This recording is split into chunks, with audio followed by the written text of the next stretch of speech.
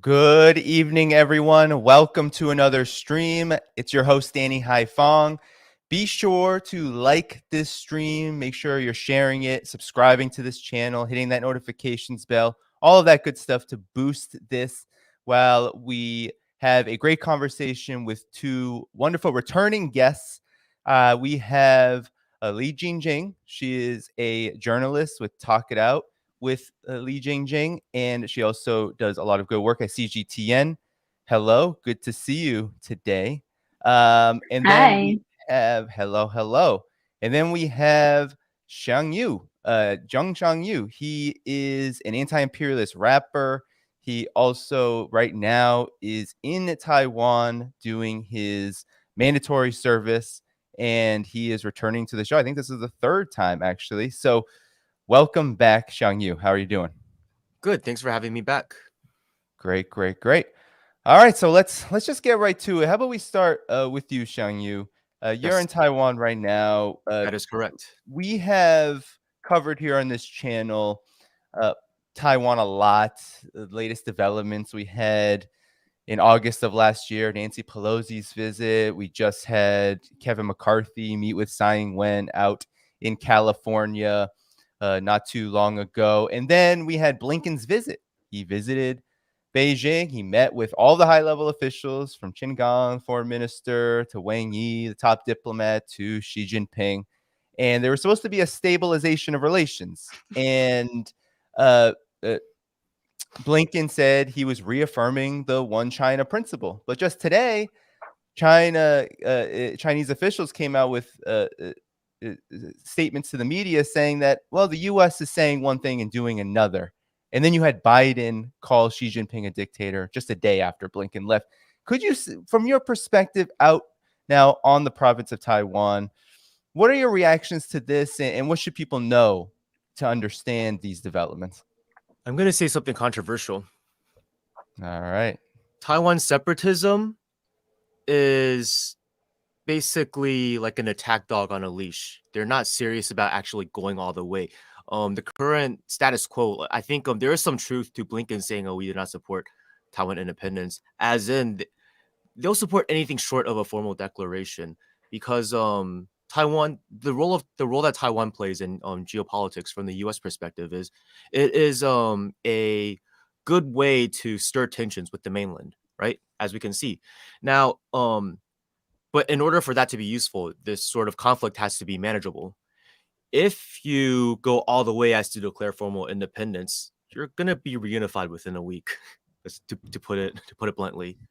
So, yeah, you have this sort of threat. I mean, because China, for very justifiable reasons, takes our territorial integrity very seriously, and the U.S. knows that, hey, China also happens to not be in a totally reunified state yet, at least internally. So it's going to use that to its advantage.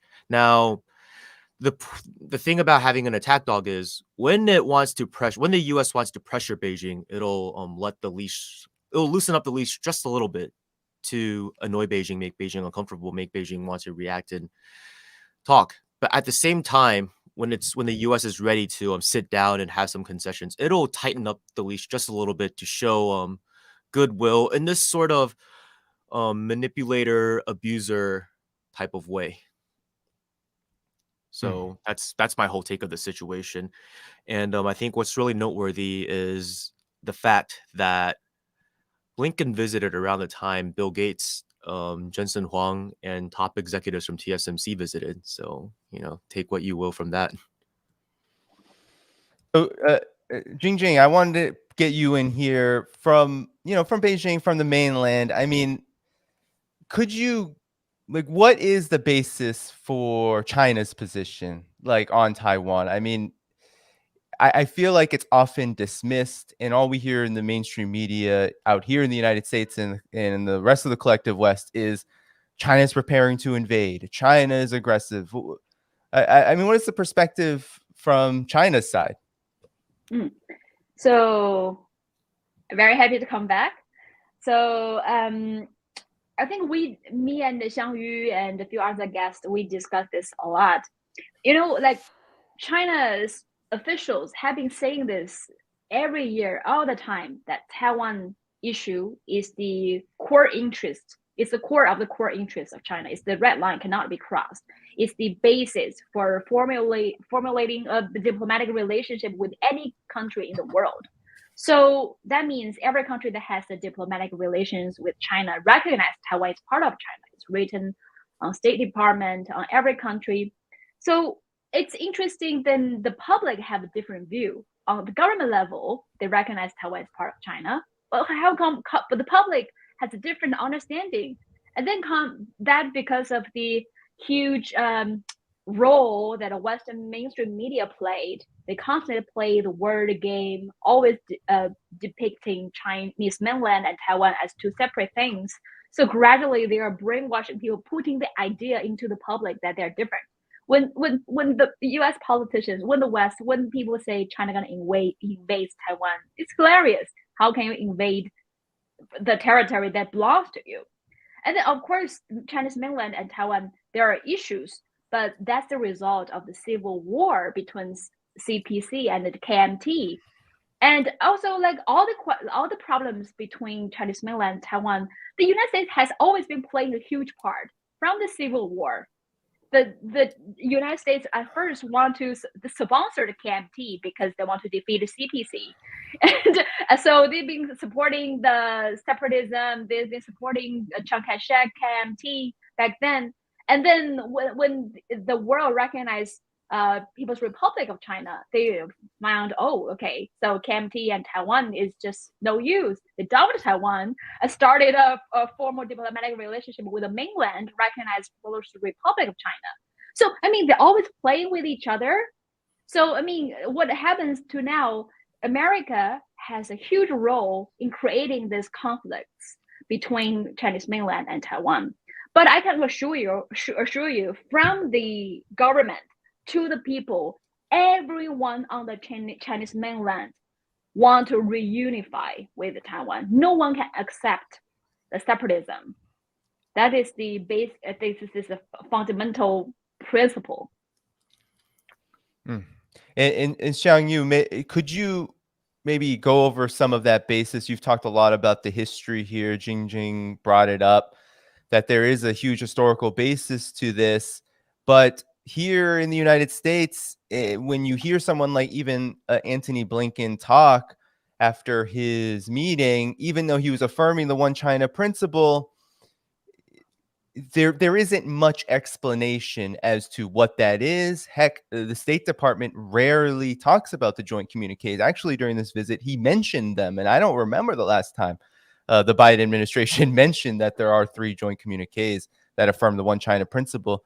So could you go over some of that history? Like, why is it a red line for China, as JingJing mentioned? I think something that's confusing to people is if you look at Chinese history, it's not at all unusual for remnants of an old dynasty or an old regime to still exist when a new one is formed.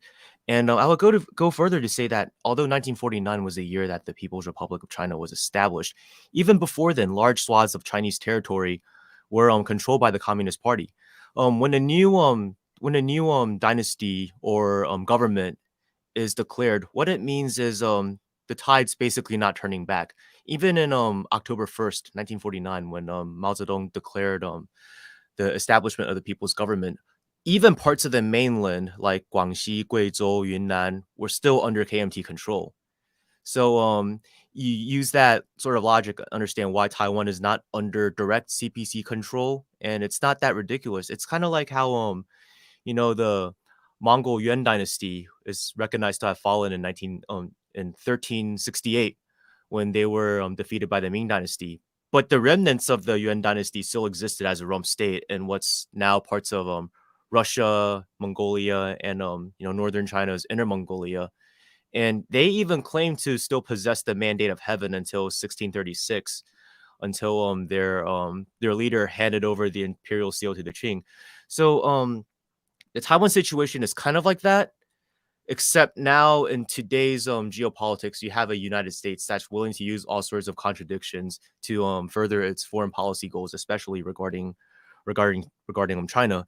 And the other unfortunate thing is separatism rose in Taiwan because the KMT kind of failed to win over the people. It carried out very brutal martial law. And the reason why a lot of anti-China propaganda is so believable to people in Taiwan is because a lot of the stuff that they claim was actually done by the KMT back then. And guess where the KMT learned it from? None other than the CIA. And so you had this sort of liberal opposition that arose against the KMT because the KMT governed Taiwan for the first few decades. It was here as a bunch of out-of-touch elites from the mainland. And it so happened that so Chiang Kai-shek learned some difficult lessons on the mainland, so when he came over here to Taiwan, he carried out land reform, and land reform is good. But when you carry out land reform, you typically screw over people who are traditionally powerful. And although they were sidelined from the top echelons of power until the 1980s, yeah, they kind of wanted back into power because when the Japanese colonized us, they were kind of co-opted and they enjoyed certain rights and privileges that the KMT deprived them of. So they felt like that's just the way things should be. So when the liberal opposition movement happened, they seized upon the opportunity. And that's why you have people like Tsai Ing-wen, with her politics, and her father actually was what we call a Huangmin. Huangmin is, you go through this process to renounce your Chinese heritage and you adopt a new set of fake Japanese ancestors. And you're allowed to do this if you meet certain requirements like practicing Shinto, speaking Japanese at home, basically being Japanese. So it afforded you this formal status that put you above other people in Taiwan.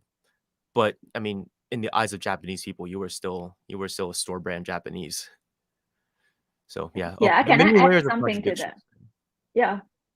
Yeah, just because what Xiangyu said is very important because there's a huge misunderstanding between Chinese mainland and Taiwan.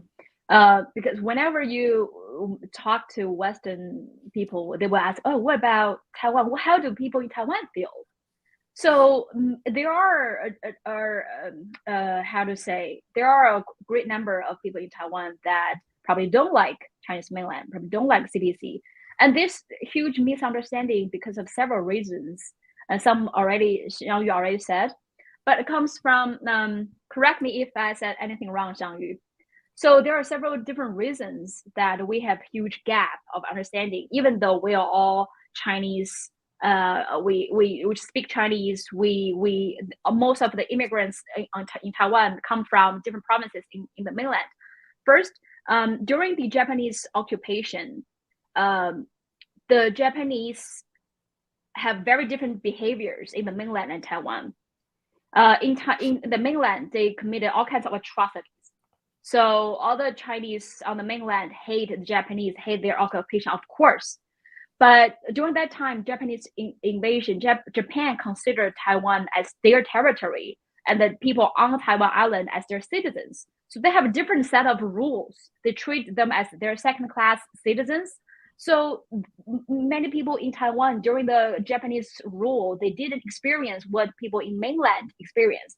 So some of them probably cannot understand why Chinese people on the mainland hate Japan so much. Because during the Japanese rule, they have a different experience. Second, many of the immigrants who immigrated from the mainland to the Taiwan are actually people who fled with KMT. So they have a natural gene to hate CPC. That's why they ran away from the mainland. And so many people on Taiwan, actually when Japan was defeated and when KMT came, they were happy.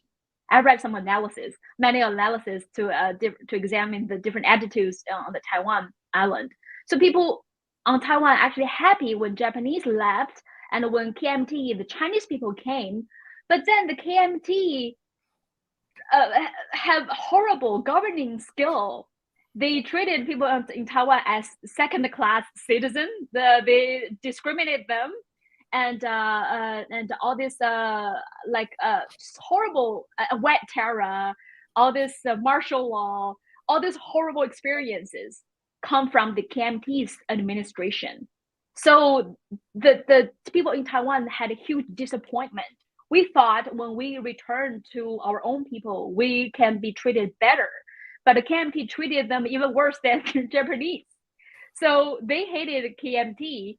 And then third, KMT, they hated CPC. So when they were ruling the Taiwan island, they conducted huge anti-communist propaganda. So they are bad at governing, and then this keeps spreading CPC anti-communist propaganda. So people in Taiwan hate, even though they have no knowledge, no experience with CPC, with no experience of contacting with communism, they already hated that because of KMT's brainwashing. So I mean, all these historical reasons, Japanese rule and the KMT's horrible governing, anti-communist propaganda, so created this how to describe this opinion in Taiwan that even though they would have never been under CPC's rule, they already hated that. They just afraid of that, and also that created this separatism because Tsai Ing-wen and her party DPP, they were born because of KMT's horrible administration. Because it's natural they have the feeling after they were so disappointed by the Japanese, by the KMT, so maybe we just need to rely on ourselves. So even though DPP is rewriting history, many of the things cannot be understood, but it's understandable what this huge misunderstanding were created. So I think many of the things that are happening now, besides America's assistance, is also come from the KMT's horrible administration that created what happened, the huge gap between Chinese mainland and Taiwan. Well, Xiangyu, I want to get you back in here because it seems like the situation has changed quite a bit. You mentioned that Blinken was there at the same time as Bill Gates, and top executives of TSMC were also in China. And it was Antony Blinken that had to call the Chinese side and say, hey, can we come now? You know, it was not the Chinese side saying, okay, let's mend relations. And so the situation seems to be changing too on Taiwan, on the island where you are now based. What are people's impressions of this threat of war? And also, the KMT swept the elections locally in November 2022. And the DPP is not doing so well politically, which is the party that supports separatism. So could you comment on that in the context of what you've heard from people about U.S.-China tensions over Taiwan? I think the landslide victory by the KMT last year is not really a sign of people supporting the KMT again. It's more so the people being sick and tired of the DPP and willing to try anything else. Now, people's opinions about the situation, nobody wants war. And you know, I just want to tell a little story that happened in the training center where I was doing my 1-year service in central Taiwan, Nantou. So it's a good distance away from, you know, Taipei and the more metropolitan, cosmopolitan areas of Taiwan. I went to buy earned roasted chicken one day, which you have to try if you ever come to Taiwan. And the owner of that restaurant saw that I was doing my service. So he's like, oh, so you're doing your military service? I'm like, well, substitute. I'm not really military. And he's like, oh, whatever, you're still serving. So yeah, they changed it back to 1 year. How do you feel about that? And I was just like, well, I was born in 1993, so I was going to do 1 year anyways. So basically 1993 is people born 1993 and before have always had to do 1 year. It was people born after 1994 that did 4 months. And the new change affects people born 2005 and after. So it really doesn't affect me. So he was like, yeah, you know, I think the US is trying to turn us into Ukraine. So he said that. So I kind of pushed the envelope a little bit and I said, yeah, Zelensky is Biden's little, somebody you pay for services, to put it nicely. Yeah, and he was like, yeah, how so? I was like, so that I explained, I'm like, yeah, he says he's fighting for Ukraine, but all I see him doing is maintaining his power at the expense of the Ukrainian people, sending them to their deaths while the country keeps on, you know, getting worse and worse. and Russia is not. And the Russian threat, what they consider to be the Russian threat, isn't really going away. And the owner of the restaurant was like, I can see Taiwan doing that to us. So people aren't necessarily, don't see this as people just automatically being super pro CPC, because that takes time. But people's opinions are changing, and they want a way out of this bad situation, because the DPP hasn't had much policy successes since it came to power in 2016. If you factor out TSMC from our economic growth data, our economic growth is actually negative. But what they do to maintain support among the younger activists is they spend a lot of money to increase Taiwan's visibility in international media, as you can see, because now everybody knows about Taiwan, whereas before they couldn't tell the difference between Taiwan and Thailand. And I kind of miss those days when people didn't really know much about Taiwan, because it was less annoying. They do that, but at the end of the day, this stuff can only last so long. It's a house of cards.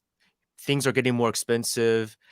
You had the egg situation that America experienced, though to a lesser extent, and people's pay isn't rising. And now on top of that, there's a threat of war, and people intuitively know, hey, what we want is to have a better livelihood. We want to have a better future for our kids. People intuitively know that becoming human shields and cannon fodder for a war that doesn't really benefit them, it goes against those goals. And you brought up Microsoft and top executives and all of that. Yeah, that's basically the US realizing it made a mistake when it sanctioned Huawei. And we can get into that later if you want. Yeah, well, maybe JingJing, you could comment on. It seems like that's something that perhaps people on the mainland and people in Taiwan share, is this desire for their livelihoods to improve. And it seems increasingly clear that the United States side, the side that is constantly talking about Chinese aggression over Taiwan, China is going to wage war in Taiwan, they don't seem to be so interested in that. I'm sorry.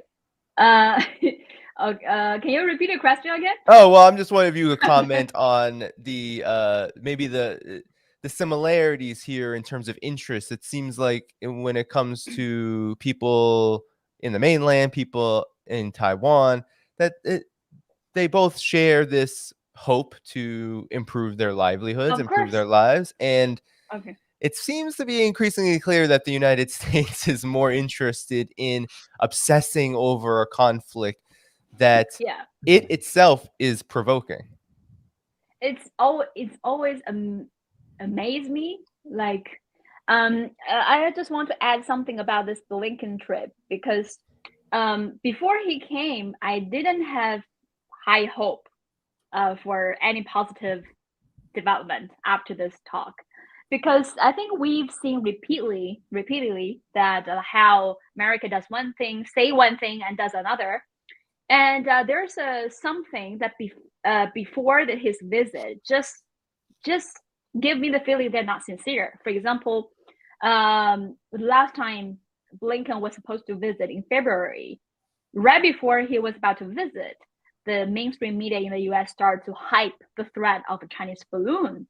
Even though balloon is quite a frequent, quite normal thing, every year there's several such things happen. But this time they decided to shoot it down with what? With a warplane, with missiles.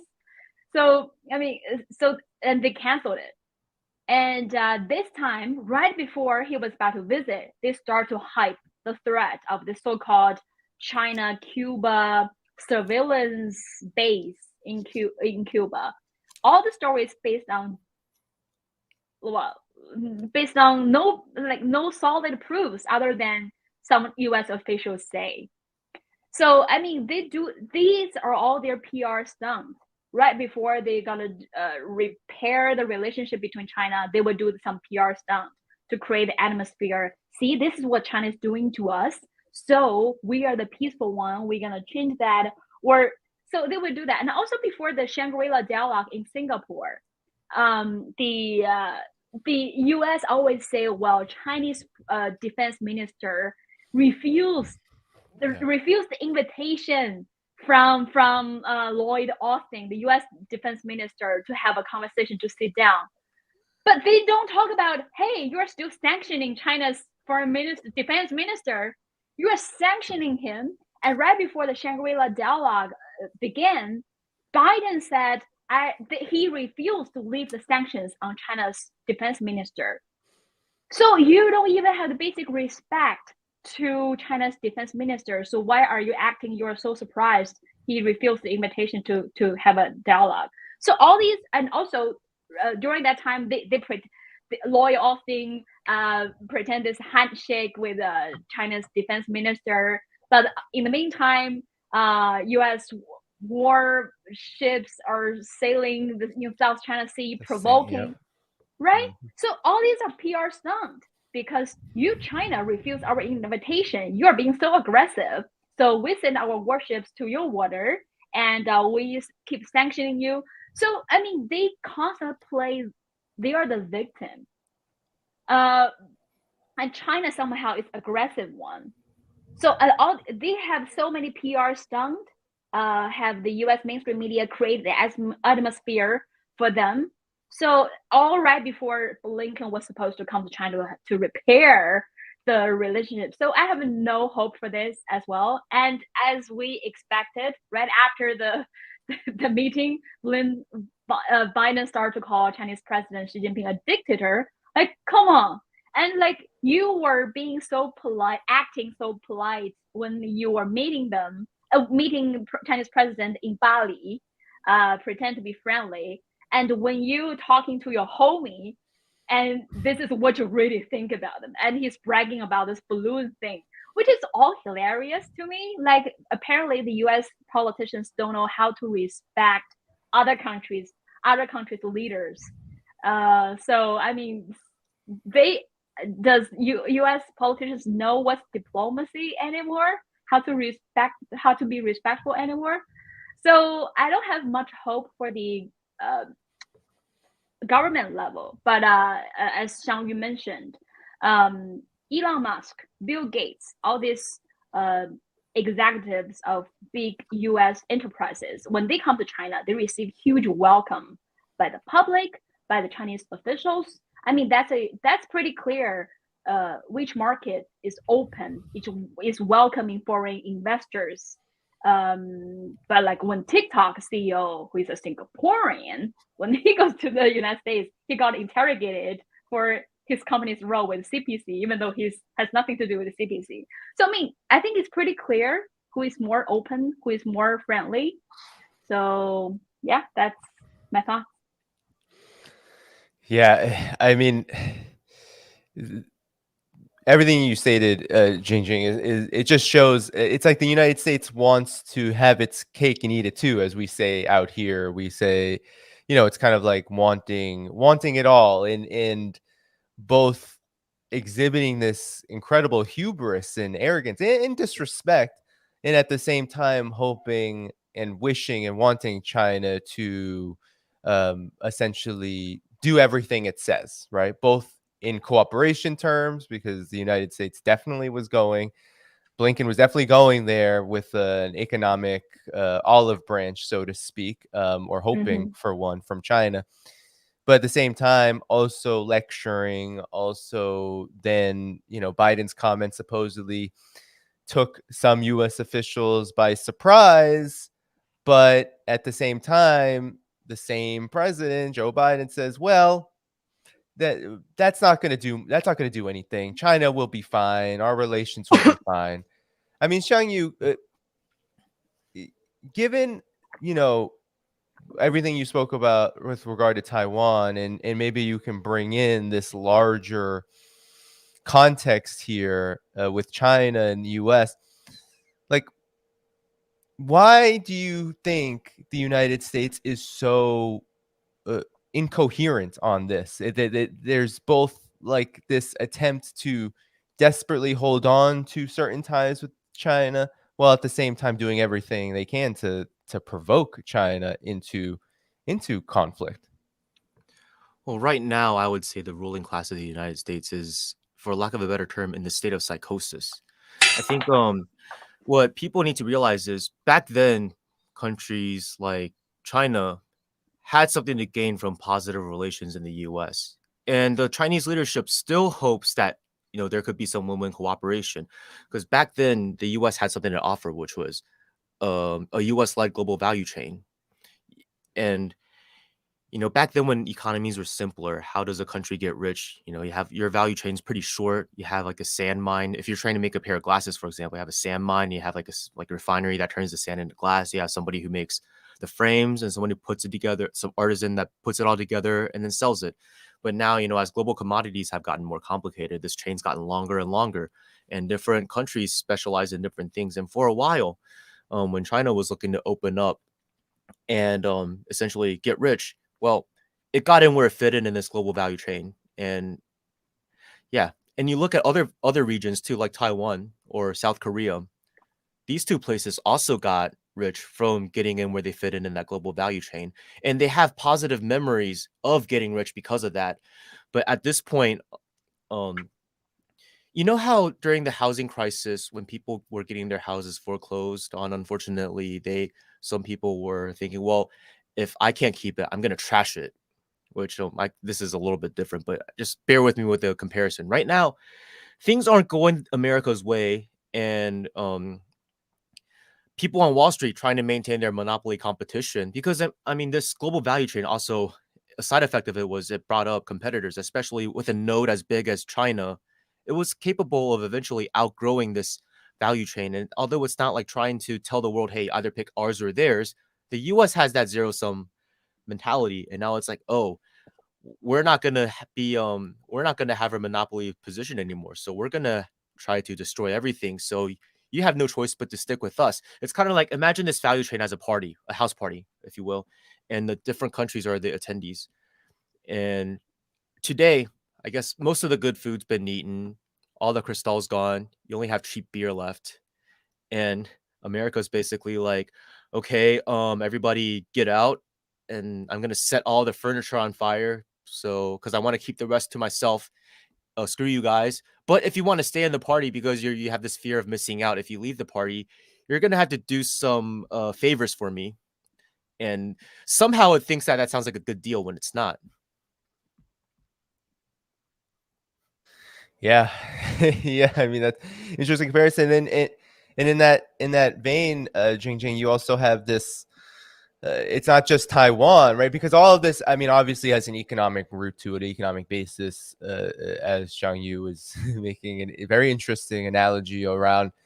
But you have been to some of these other kind of hot points, almost like these flash points for U.S. and Western. We can't forget Europe's sometimes equally as incoherent or contradictory policy around China can be.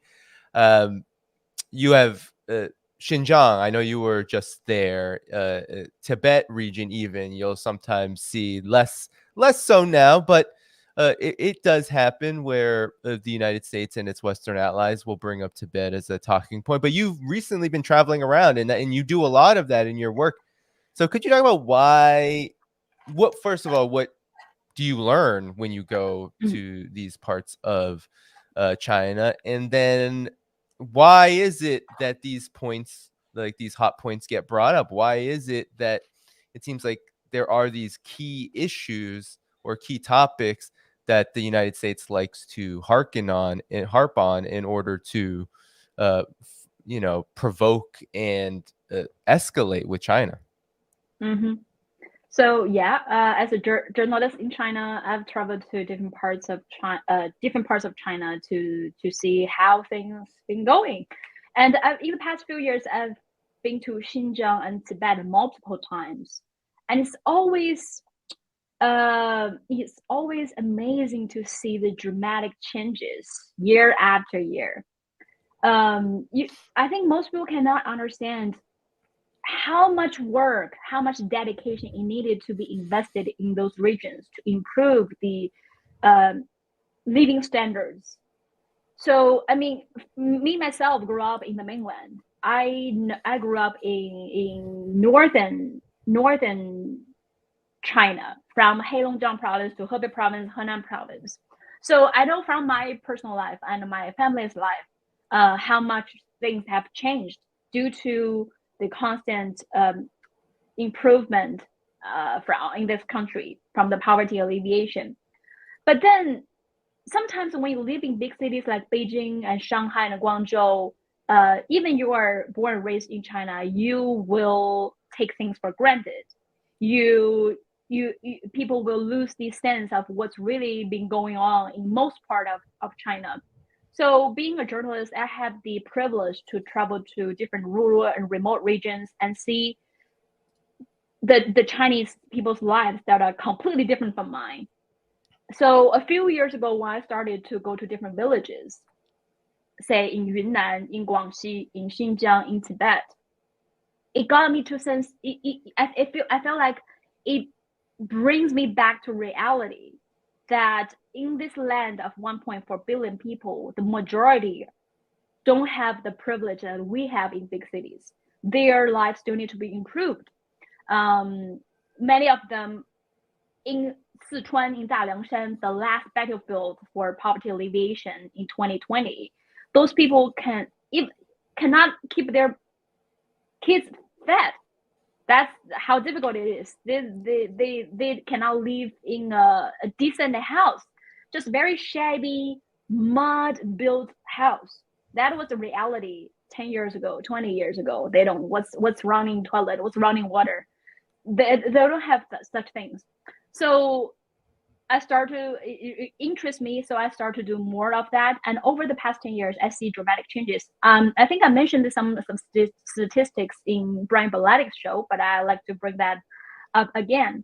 There's so many things changed in different areas of China, but since many in the West care about Tibet, I can mention the changes in Tibet. For example, in the past 70 years, the regional GDP in Tibet increased by 300 times. That's past 20 years, increased by 300 times. And in 1951, the average life expectancy in Tibet was just 35 years. Average life expectancy in Tibet in 1951 was 35 years old. And now it's 75 years old. So, and what else? The illiteracy rate in Tibet in 1951 was 95%, meaning most of the people cannot read, write. They don't have any opportunity to go to school. Only those who belong to the noble families can have the privilege to go to school. So illiteracy rate in Tibet in 1951 was 95%. And 70 years later, now it's everybody went to school. No illiteracy rate. Because what? Because all the kids in Tibet and in Xinjiang as well, they enjoy 15 years of compulsory education from kindergarten right to high school for free. They don't pay tuition fees. They don't pay for the food. They don't pay for the books. They don't pay anything. 15 years of mandatory education. When the rest of China, the kids of the rest of China only enjoy 9 years of compulsory education. I only enjoyed like 9 years of compulsory education. And we have to pay for the food and certain stuff. We don't need to pay a tuition fee in certain years. So this is all the efforts to give opportunities to improve the economy, to improve the people's living standards in those regions. And so it's always, when I go to those regions, it's always amazing to see the infrastructure. Because in 1951, before 1951, there's not a single road in Tibet. Because first, it's high altitude. It's just difficult to build anything in that region. And also the noble elites who are governing the whole region didn't have the interest to build any infrastructure because they see the majority of the Tibetans as their serfs. They don't see them as humans. People don't know that during the before 1951, when Tibet was a serfdom, feudal serfdom, it was written in law that humans were not equal. It was in law. Humans were not equal. only noble families and certain monks who belong to the higher ranks, they are the superior ones. So the 1%, 5% or 1%, just a very small minority group of people owns 95% of all the properties, of not all the natural resources, of everything. And the 90% of the people in Tibet only owns 5% of the things in Tibet. And even among all the serfs, there were 3 ranks. The last rank, 3rd rank, they just basically animals. They were treated as livestock. That was Tibet before 1951. But now everybody's equal. Many of the other government officials who are doing businesses, who are running the region, were actually comes from serfdom family. Before 1951, they had no opportunity to change their life, because in the old feudal serfdom, their lives were doomed. They were told, you can never change your life. You did something horrible in your previous life, so you deserve this in your life. So, but now after the liberation, peaceful liberation of Tibet, they become government officials, local officials. They have their own lands. They're doing their own businesses. They can finally live as a dignified human being. So, I mean, this is the changes. And now there's different roads and railways across Tibet, so people can travel, can get out of the region to go to school, to make a living, to go to different parts of China, to improve their living standards. And so sometimes when some Western reporters, when they go to Tibet, land on Chinese-built airport, drive on Chinese-built expressways, railways, eating the fresh fruit, fresh vegetables that was brought from the other provinces to Tibet, and saying, oh, people here are so oppressed. You don't even realize, if you cannot even came here before 1951. You need to ride horses, cows come to this place, and you won't be able to eat fresh fruits and vegetables because things don't grow at that high altitude. So life and everything in Tibet changed dramatically, and they come here and say, oh, people are so oppressed. It's hilarious. But it's interesting. It's really important to notice, to learn how dramatic the changes is in Tibet.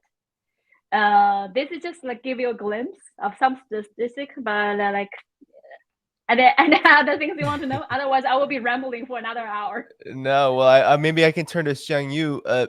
Given everything that JingJing said and what you've talked about with Taiwan, and you mentioned even Huawei, I mean, what is it about this or maybe I should ask the question this way.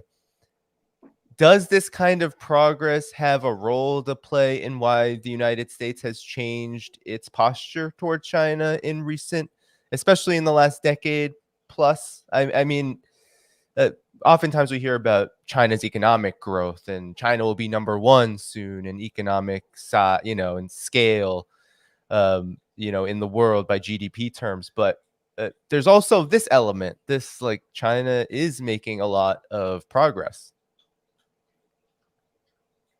Definitely, but I also think it does tie directly with the economics. If you look at what policy path that the elites in America are pursuing right now, they really do not like the development of, not even in America. I feel like they're unpaving roads and doing all that messed up stuff over there, but to the chagrin of Wall Street bankers, I mean, development is still going on in China, in a Chinese led alternative world order with the Belt and Road Initiative, and that's that really threatens their monopoly position.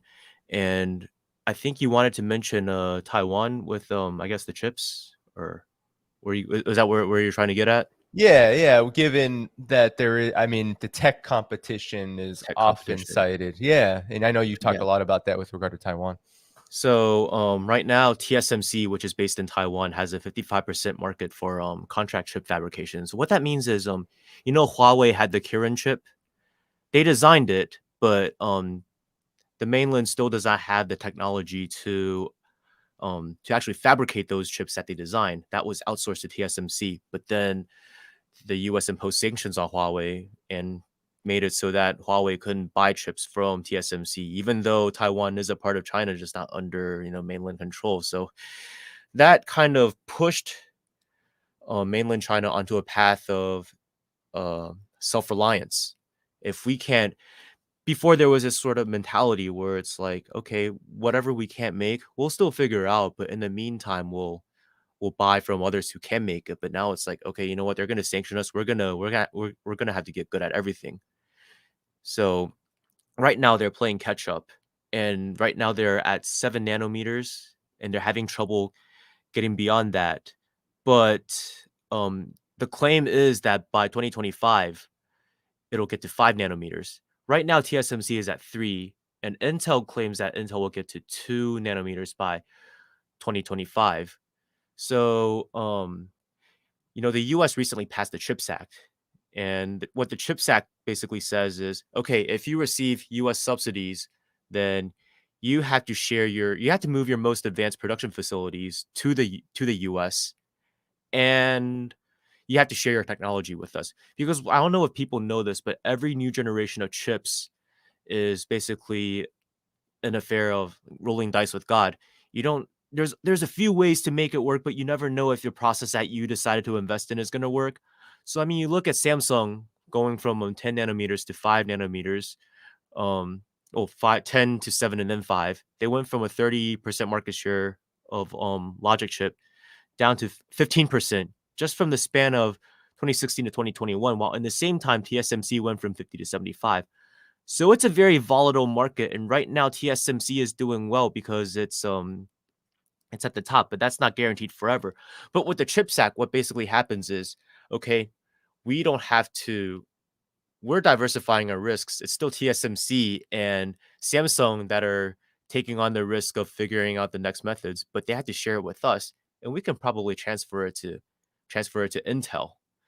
So as you can see, chips are like oil nowadays. And the US is so hell bent about the Taiwan issue because it sees the fact that the most advanced chips being produced outside of the US as a threat to national security. And the other thing is dollar hegemony because the US is fiat currency. Remember that. So if it's only valuable if the world's most expensive, valuable commodities like oil and technology are traded in the US dollar. And the US fears that if China even gets close, not even surpassed, just gets close and is able to provide alternatives for other countries, soon this very important commodity will not be under control of, the US dollar hegemony. People can start trading it in yuan. And that hurts the US because as the de facto world reserve currency, global debts are usually issued in US dollars. And since the US, makes issues the US dollars, it can just print money to give back to pay back its debts. And the US has been a debtor country since 1985. So that can kind of shine a light on why officials right now are acting so crazy. At the same time, they kind of realize they're screwed, but they're also very desperate and not thinking very straight. Well, JingJing, could you talk about the attempts and maybe impressions on the mainland of these attempts by the Biden administration in lieu of what Xiangyu has said about tech competition, chips? There's been this heavy attempt by the Biden administration to supposedly get together allies, whether it's South Korea, Japan. I know Japan just recently got in on the export ban of certain kinds of technology for China's semiconductor industry. South Korea, of course, has really shot itself in the foot, and its economy is doing quite poorly, in large part because of the U.S.'s export ban that it has placed on exports to China around semiconductors. Could you talk about this, and maybe some impressions of from the mainland, whether it's politically or just what people have to say about this? Because Sean, you just said there's this feeling that on the U.S. side, that, oh yeah, we're not doing too good anyway, but we're going to keep going down this destructive path. Oh, you're muted. Okay. So of course, all this chip ban, all these policies that the U.S. trying to stop China is a challenge for China.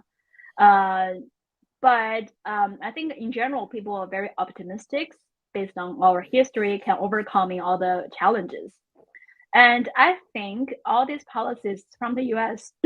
will shoot themselves in their own feet eventually. They can ban the chips. They can slow the progress, the rise of China for now. But when just last month, 2 months ago, I went to Guangzhou. So Guangzhou now is one of the biggest new hub for technologies because Guangzhou city is investing, I think, around 60 billion yuan in building. If I remember the data correctly, they are spending billions, investing billions of dollars in technology companies, doing and also the universities. So they are stepping up to be the new hub and also expanding the industry to invest in building their own alternatives and building the new and cultivating the new talents. So eventually, all the talents will be homegrown. We have homegrown technology, and then we will no longer need the U.S. technology anymore. Put as many sections as you want. It won't work eventually. Just like what happened to China's space station. The U.S. tried to ban China's participating in the space program, and look now we can be self-reliant, and everything in history is like no matter.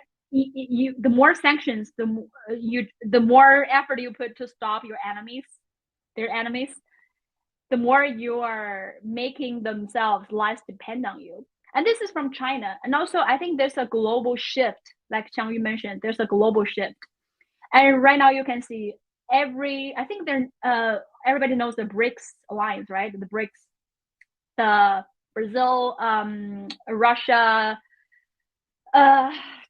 India, China, for the element, South Africa, this alliance. But now there are about 16 other countries are applying to join, including Saudi Arabia, Iran, Argentina. A lot more developing nations from the global south are joining these different regional alliances, including BRICS, SCO, Shanghai Cooperation Organizations. So why are they doing that? They see the U.S. declining, so they are looking for alternatives. Like, for example, the new development bank that the BRICS countries created to replace IMF, all these Western institutions.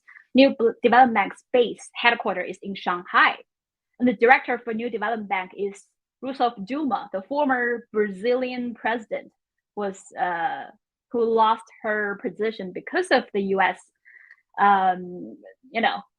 They have been always doing that. So now she's the head of the New Development Bank based in Shanghai. So all these countries, and we see the news like Saudi Arabia is shifting to China, trying to ditch petrodollars. So it's not just from China. If the Western audiences can get out of their bubble and look what's happening in the world, Global South is looking for alternatives to form new alliances to achieve regional development and try to get away from the U.S. hegemony, no matter it's economically, politically, militarily. So I think there's no doubt the U.S. is declining. So now everything the U.S. politicians doing now, no matter how ridiculous they may look, it's the last bite of a dying snake. They will try to do everything they can, but it can be the most toxic by destroying everything. If I'm dying, I'm gonna bring everybody with me. But yeah, they will shoot themselves eventually. Right. Yeah. I mean, and to bring you back in, Xiangyu, to elaborate on that, I mean, maybe you could place this global China within this global shift because even like the wild 36 hours in Russia, for example, what did the United States do? Its media, it was so happy that there was this chaos going on. What happened after, there was those small protests in China, the so-called A1 blank paper protests. Right? It was, oh my God, this is amazing. This is democracy at work. Whenever, or 2019, Hong Kong, 2020, there was so much joy, like it was jubilation from the United States side, especially the media, but the political class as well. So, could you talk about China within this global shift? Because it's not just it. China seems to be a huge part of this global shift, and it shares a relationship to these countries, these BRICS countries, Russia and others that are, charting a different course. And I know that that's something that really interests you. I think all of the points have really been covered by you and JingJing. I do want to respond to a comment that I saw coming up though, if you don't mind. There is a Juan Montoya.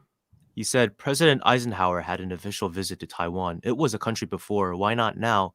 And I think this is a good question that does reflect a lot of the misunderstandings of the situation by people outside of the region. It's and the thing is, no, it was actually not a country back then either.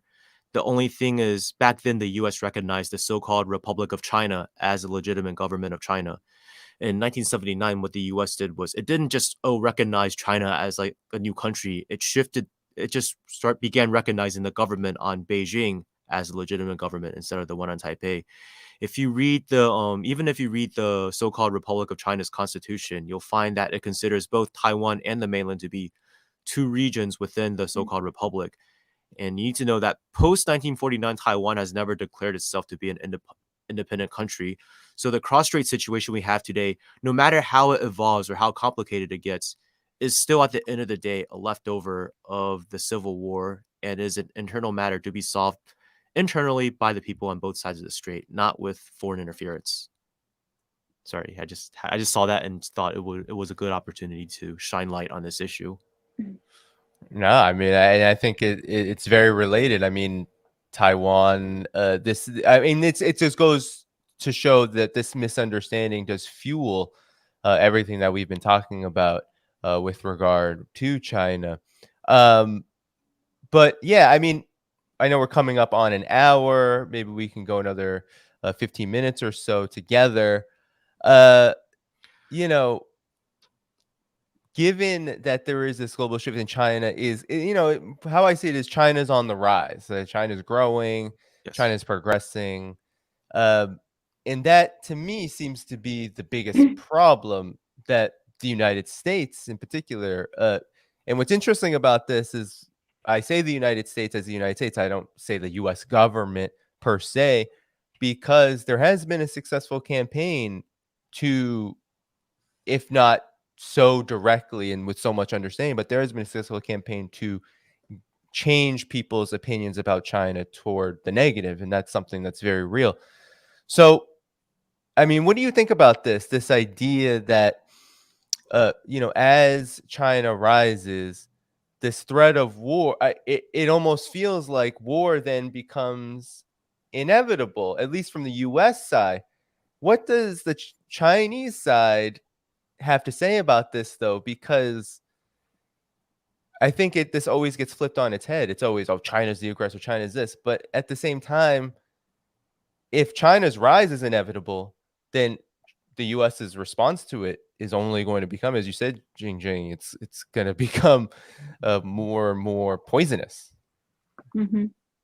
So where's this going exactly? I mean, maybe we could end here. Where is this all going? I think we've seen the United States trying to create chaos, not just in China and different parts of the world, like they always been doing. So maybe I can bring the issue of Xinjiang a little bit, because I've been to Xinjiang many times. So I'm sure many audiences from the West have heard about the propaganda about Xinjiang. So I want to point out that the US propaganda on Xinjiang is not just targeting Xinjiang, it's not just targeting China, it's actually targeting Eurasia.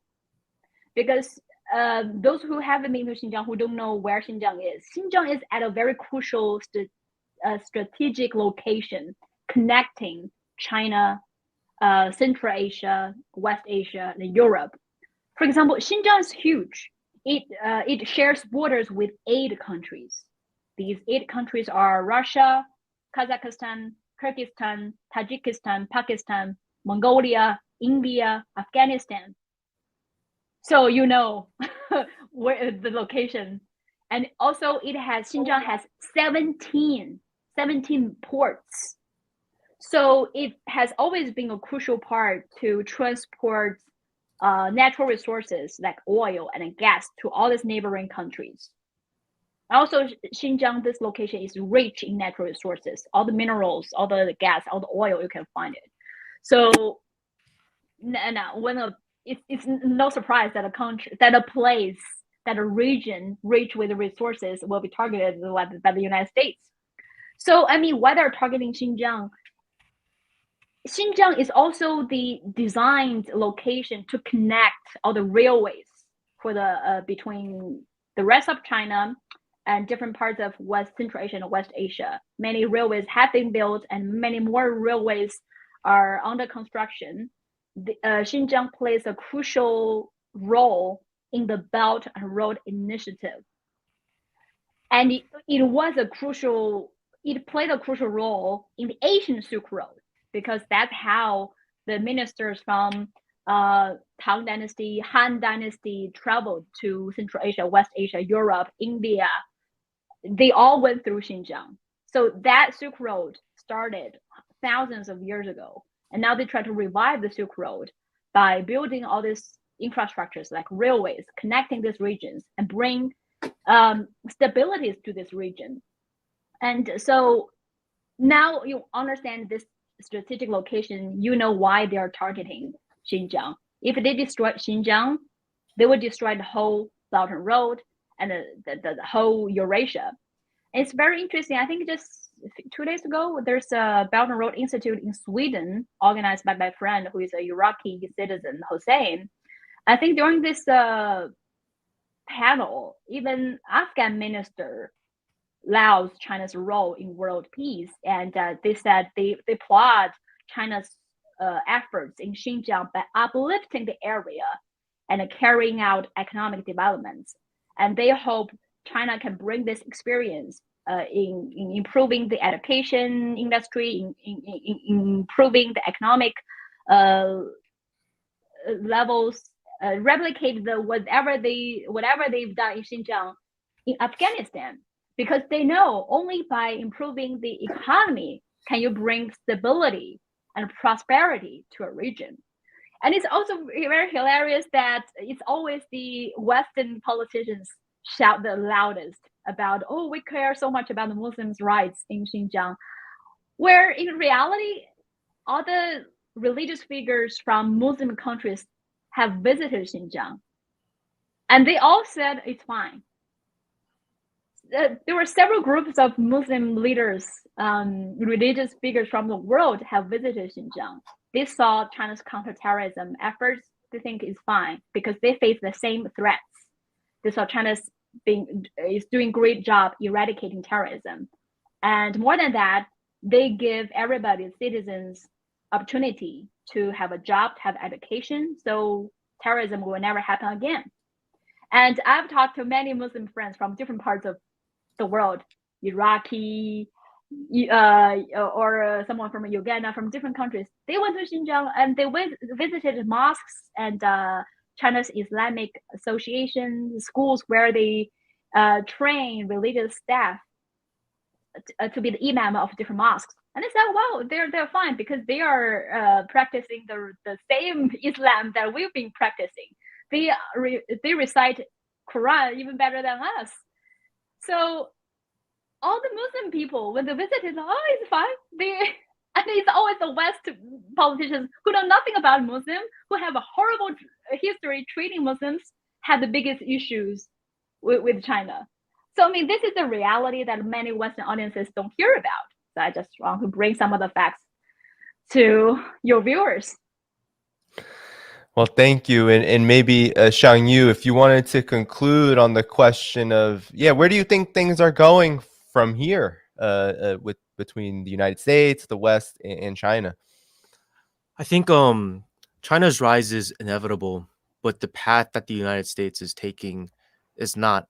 Well, with the current ruling class in there, I guess it is inevitable, but it is up to the American people to change the path that America is on. And I really hope that audience members who see this recognize that the same forces in the United States that are keeping the average working American down, the same forces that are leaving American society neglected, leaving people unhoused, cities aren't safe.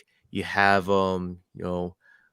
people addicted to drugs, you have a lot of homeless people, and also some of them addicted to drugs and becoming a problem in society, making and contributing to unsafe city conditions, along with everything else that makes some cities and places unsafe.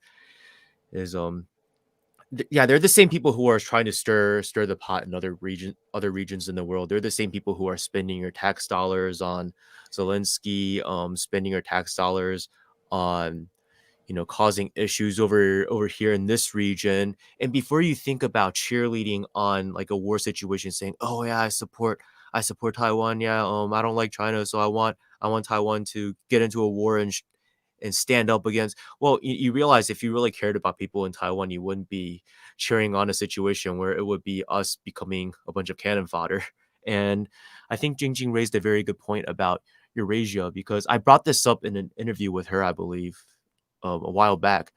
It's if anything that she says seems like a weird tinfoil hat conspiracy theory, I welcome you to read Zbigniew Brzezinski's book called The Grand Chessboard. If you don't know who he is, he was Jimmy Carter's national security advisor, and I think he was also one of the co-founders of the Trilateral Commission. Oh, nice. This is the book that Xiangyu talked about, right? Yeah, I was looking for my copy here, but I just remembered I have it in Nantou where I'm serving. So it's valuable to read it because he is a very unapologetic proponent of a unipolar world order led by the U.S. He basically just says it straight, and he explicitly points to the situation that we're seeing today, which is China and Russia aligning not out of ideology but out of mutual interests and in the global geopolitical sphere. And I want to quote from the book, which luckily I have them copied into my notes from a previous interview, which is, "Potentially the most dangerous scenario would be a grand coalition of China, Russia, and perhaps Iran, an anti-hegemonic coalition united not by ideology, but by complementary grievances." And that's exactly the situation we're seeing today. And if you look at that, what's wrong with a world becoming more multipolar and having more competition between different civilizations? I mean, isn't a huge part of the American spirit competition and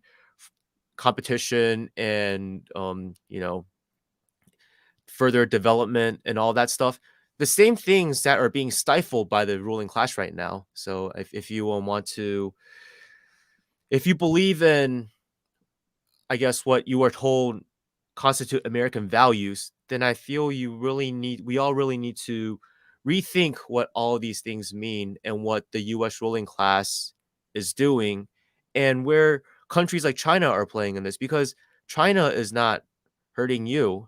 China is not going out of its way to make your life bad. You might make the argument saying, "Oh, we used to have manufacturing jobs here, but then China took them all." China didn't take them. It's your companies chose to move factories to China because they decided Chinese labor was cheaper, which it was. But that's not a case of Chinese people taking away your livelihood. So instead of looking for scapegoats, let's all look for solutions where where the majority of the people in the world can win. I'm not going to say every single person, because I guess some people, not to be zero sum, but some people will have to be knocked down a few pegs for this to work. But in the grand scheme of things, as far as the average person is concerned, we all win. Well said. Well said. Well, everyone stick around after JingJing and Xiangyu go. I'll be talking about the whole Prigozhin mess. But I did want to ask before you two go, where can people find you? JingJing, could you start? Where can people find you? How can they follow your work? Okay, so people can find my YouTube channel, which is my name, JingJing. And I have two shows, Talk It Out with JingJing, where I invite guests from around the world. I also have a travel vlog to show people the different stories on different parts of China. Also, people can find me on Twitter. Also, just my name, JingJing, as is written on the screen. So welcome to follow me. And if you use TikTok, Reddit, you can also find my page. You can find me over here.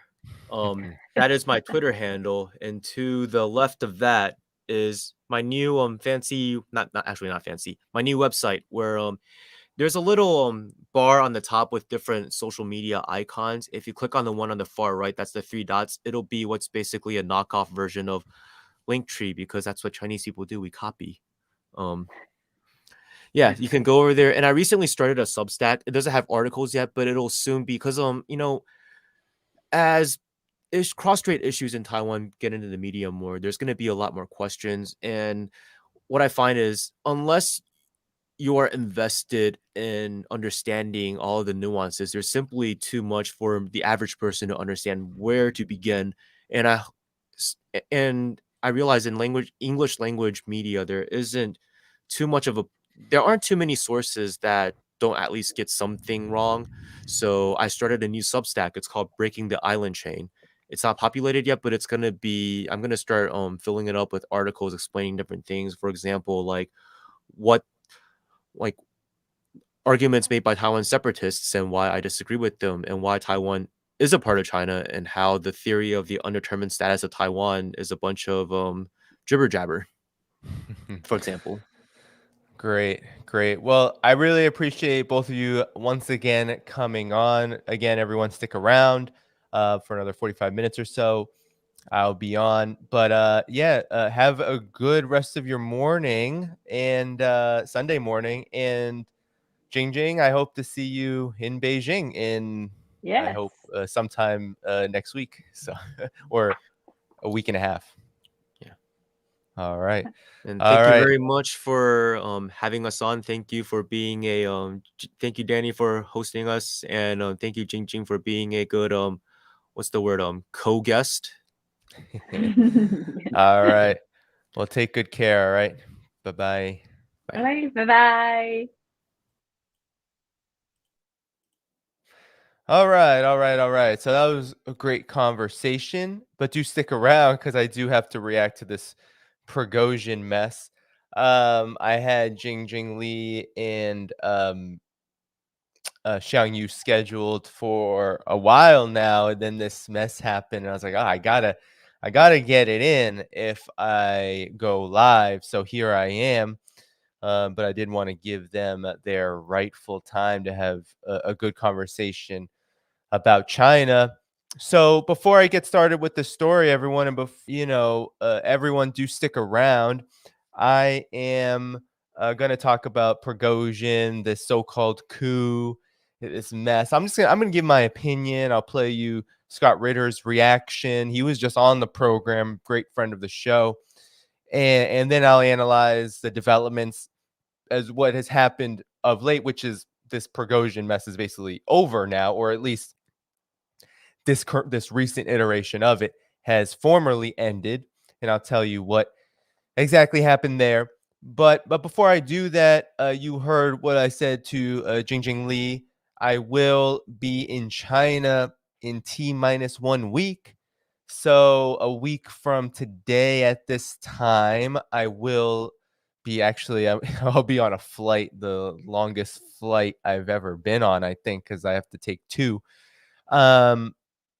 off to Beijing for a 10-day trip. And so with that said, there are costs to this trip. And I am looking to make this channel more sustainable too. When I get back, I have a lot more equipment I need to purchase to make updates. So with that said, please do support this channel on Patreon, patreon.com/DannyHaiFong. There are monthly options and annual options. I don't really do the exclusive content, but you do get perks in terms of being able to suggest guests, suggest content, and I do also do early notifications of streams. I also do publish some exclusive posts and things like that. Uh, but I do try to keep all my primary content open to the public, and it really is greatly appreciated when you do support on Patreon. There's also a YouTube membership. We have a great YouTube community here, membership community, and the same rules basically apply, although YouTube membership doesn't give you some of the same perks or capabilities as Patreon, but it's still a great place to support, $5 a month. And then Substack is great because you can subscribe for free on Substack. The link is in the description.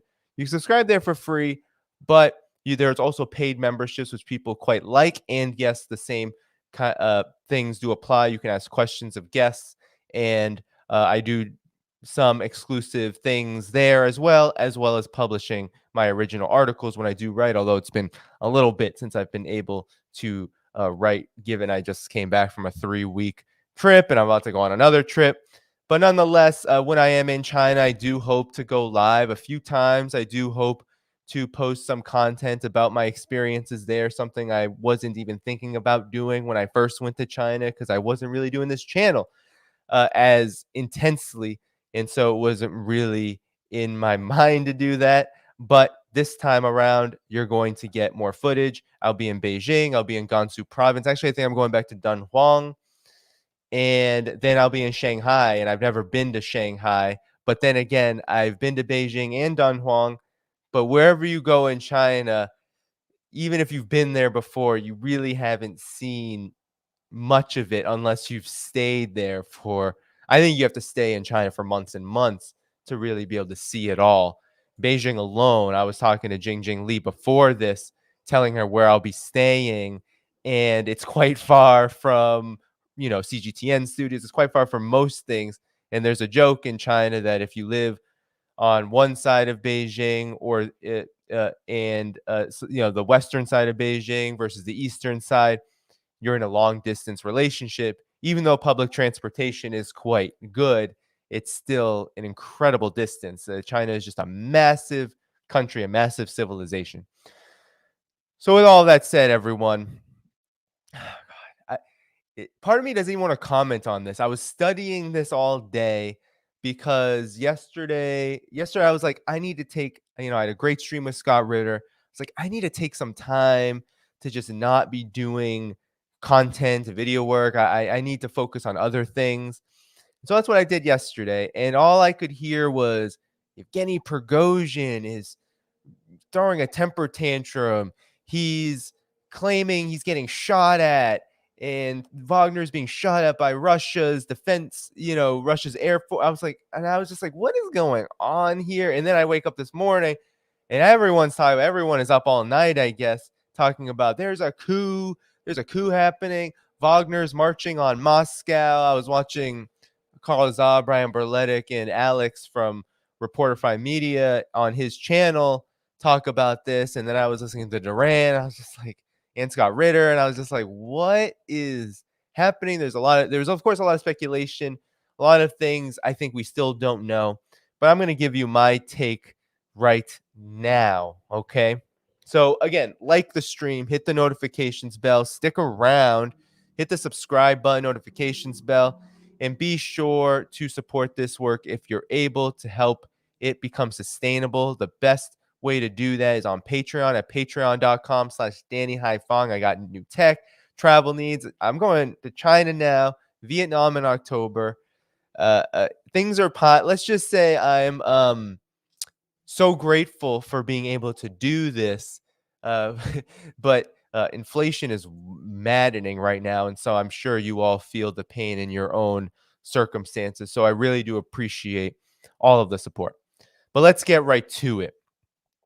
So a lot of people were up all night following this 36-hour whirlwind between Russia's Ministry of Defense and the Wagner PMC, the not paramilitary, but the private military contractor that's been doing all of the heroic fighting in Ukraine on the Russian side. It's been doing all of the fighting. It's had really massive success, Bakhmut not being the least of it. And also Wagner is everywhere. Wagner is on the African continent. It's in Syria. It did a lot of the heavy lifting during Russia's intervention in Syria at the invitation of the Syrian government beginning in 2015. But over the last 36 hours, so June 23rd, June 24th, what we saw was a series of developments. You had Prigozhin claim that his forces were being basically struck at. There was a unverified video going around of possibly Russia bombing Wagner sites, units. And then you had Prigozhin declare mutiny, essentially, a rebellion, that he was going to march with his forces, however many there were. And I think it's still a question of how many he had. I think it was actually quite a small number, but he ended up in Rostov-on-Don in the city. There was supposedly a takeover. A lot of questions about that coverage. A lot of people are now saying that it wasn't a takeover per se, but that there was, Wagner forces in the city. They were engaging with the defense buildings and units there, but there wasn't really a coup. There wasn't really a takeover. Everything in the city was working as promised, but Russia responded. I mean, they did declare martial law. They did issue orders to people for their own safety. And according to Prigozhin, he claims that he was 200 kilometers from Moscow, unclear whether he was or not, and that they just averted bloodshed. So what ended up happening actually not too long ago on June 24th was Prigozhin and supposedly Belarus's president, Mr. Lukashenko, negotiated with Russia's approval a deal that would end Wagner's mutiny. There's all sorts of speculation about perhaps Wagner did strike on, on Russia's Air Force, that it did shoot down a couple of helicopters, planes. But nonetheless, the unrest is at least formally over. Now, Vladimir Putin issued a strong statement, and the FSB and the Russian government labeled Prigozhin a traitor, and the result of that was exile. Essentially, Prigozhin has been sent to Belarus. That's where he will be. He will no longer be head of Wagner. Russia has given the green light for those forces that didn't take part in the mutiny to come under the control of the Ministry of Defense. And so I just want to show you what Vladimir Putin had to say as this was happening. Here is a short video of that. Here's what he had to say in reaction to this development. Split our unity. So the action that split our unity are basically an act of renegade actions against those fighting in the front. It's a stab in the back against our country and our nation.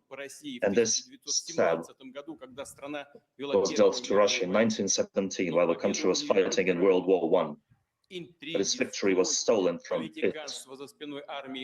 Intrigues, bickering behind the nation's back turned into a great catastrophe.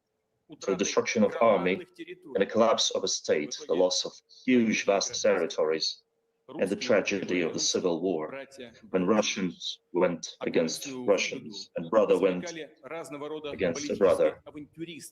And profiting from that were various adventures and foreign forces that were tearing the country apart. We will not let that repeat. We will not let that happen again. We will defend our country and our statehood from any threats including internal treason. And what we're facing now is treason. Big ambitions and personal interests have led to betrayal one's country, one's nations, and the cause for which Wagner's group fighters and commanders were fighting along with the armed forces. So that's what Putin had to say. And, you know, he called it treasonous. I don't necessarily agree with him wholesale on the comparison, given that what he's referencing with regard to 1917 and World War I, you know, at the end of the day, it was the Tsarist forces that were causing the divisions by their actions in World War I and how they were treated, how the Tsarist regime, this dynasty, was treating, you know, peasants, poor people, working people. And so the response to that was quite ideological, right? Like the Bolsheviks were not fighting for personal ambitions. The Bolsheviks were fighting really for survival and to improve their lot, given that the combination of the war and the economic situation in Russia at that time was just totally untenable. This is completely different in the sense that Prigozhin now, Prigozhin does have, as Putin said, personal ambitions, and it's obvious that his conflict was not with Putin or the Russian government, so it wasn't a coup, so to speak, but it was him looking to grab power, and he's been doing this for a while. We're going to get into that, but I want to talk to show what Scott Ritter had to say about this. He was on Judge Napolitano, I think that's how you say his name. He's a frequent guest there. He's also a great friend of this show, Scott Ritter, a former UN weapons inspector. He had a theory that I am more interested in. Of course, there's a lot of speculation, and we don't necessarily have evidentiary basis for this, but he has a theory that does have some backing to it, that Prigozhin is essentially a recruit of the Ukrainian intelligence services and, of course, the Western intelligence services that they're owned by.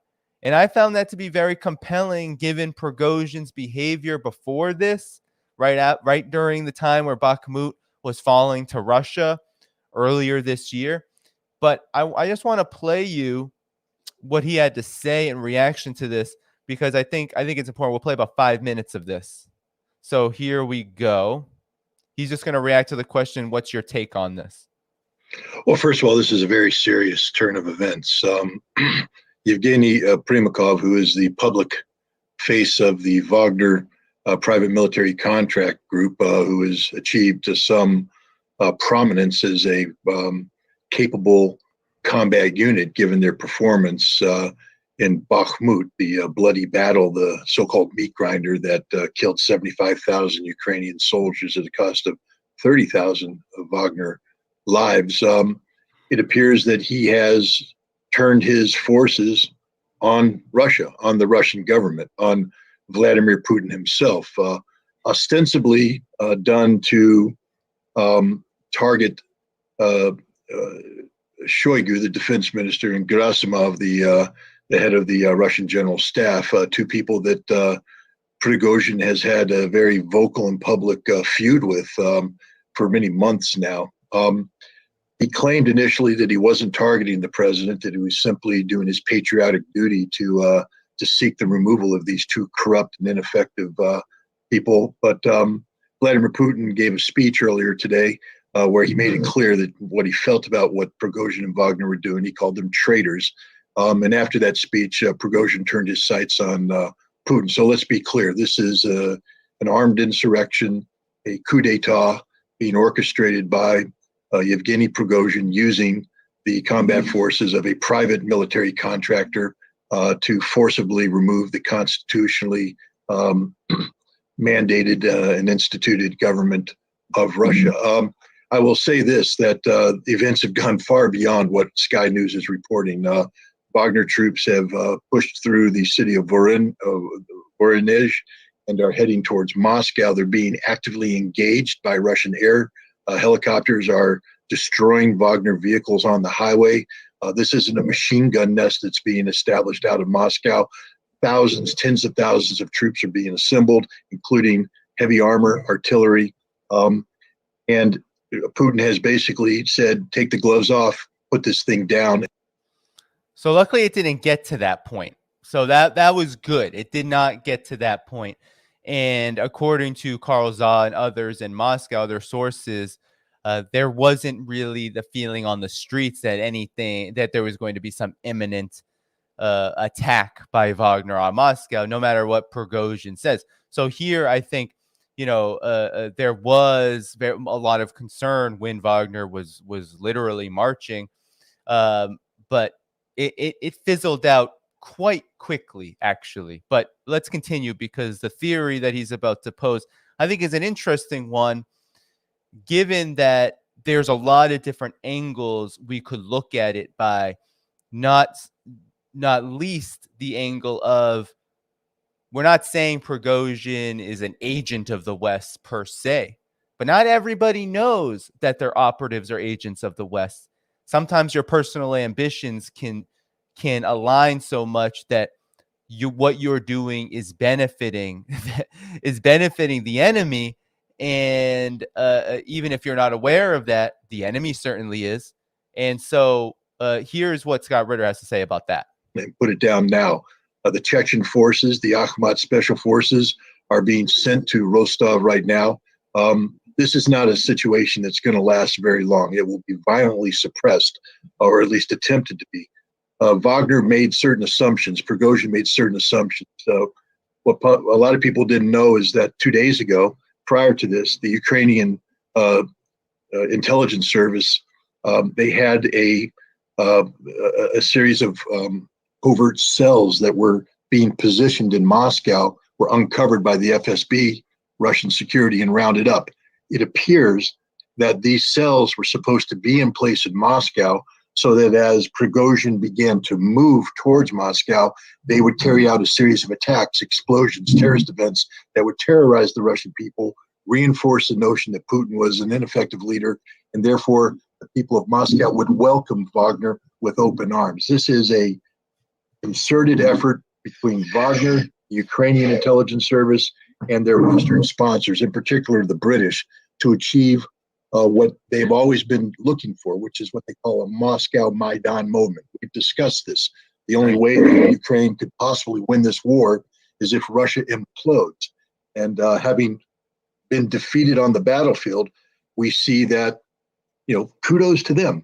They recruited Prigozhin. There's no doubt in my mind that Yevgeny Prigozhin is working on behalf of foreign intelligence services, carrying out their tasks, and that task is to collapse the government of Vladimir Putin. I personally believe that he won't succeed, but that's what's happening this morning. So that's what happened, and Scott Ritter was right. He didn't succeed. Indeed, the so-called coup, all that, it went away pretty quickly when things started to get real. But at the same time, this theory that Prigozhin had been recruited by Ukrainian intelligence services is a compelling one, not because he is just some agent now, but because when you think about who benefits from all of this, on the one hand, I've heard things like this is a psyop. This was something that was planned. Russia wanted to do this so they could move units, so they could have NATO's eyes on this manufactured chaos. While some of that could be compelling, I've heard from sources I respect who have sources that indeed Russia was doing a lot of maneuvering, moving weaponry, moving artillery, doing those kind of things, preparing for the next phase of the conflict with Ukraine. And while developments are so strange here that you could maybe believe it was a psyop, at the same time, Yevgeny Prigozhin has for a while been acting very erratically.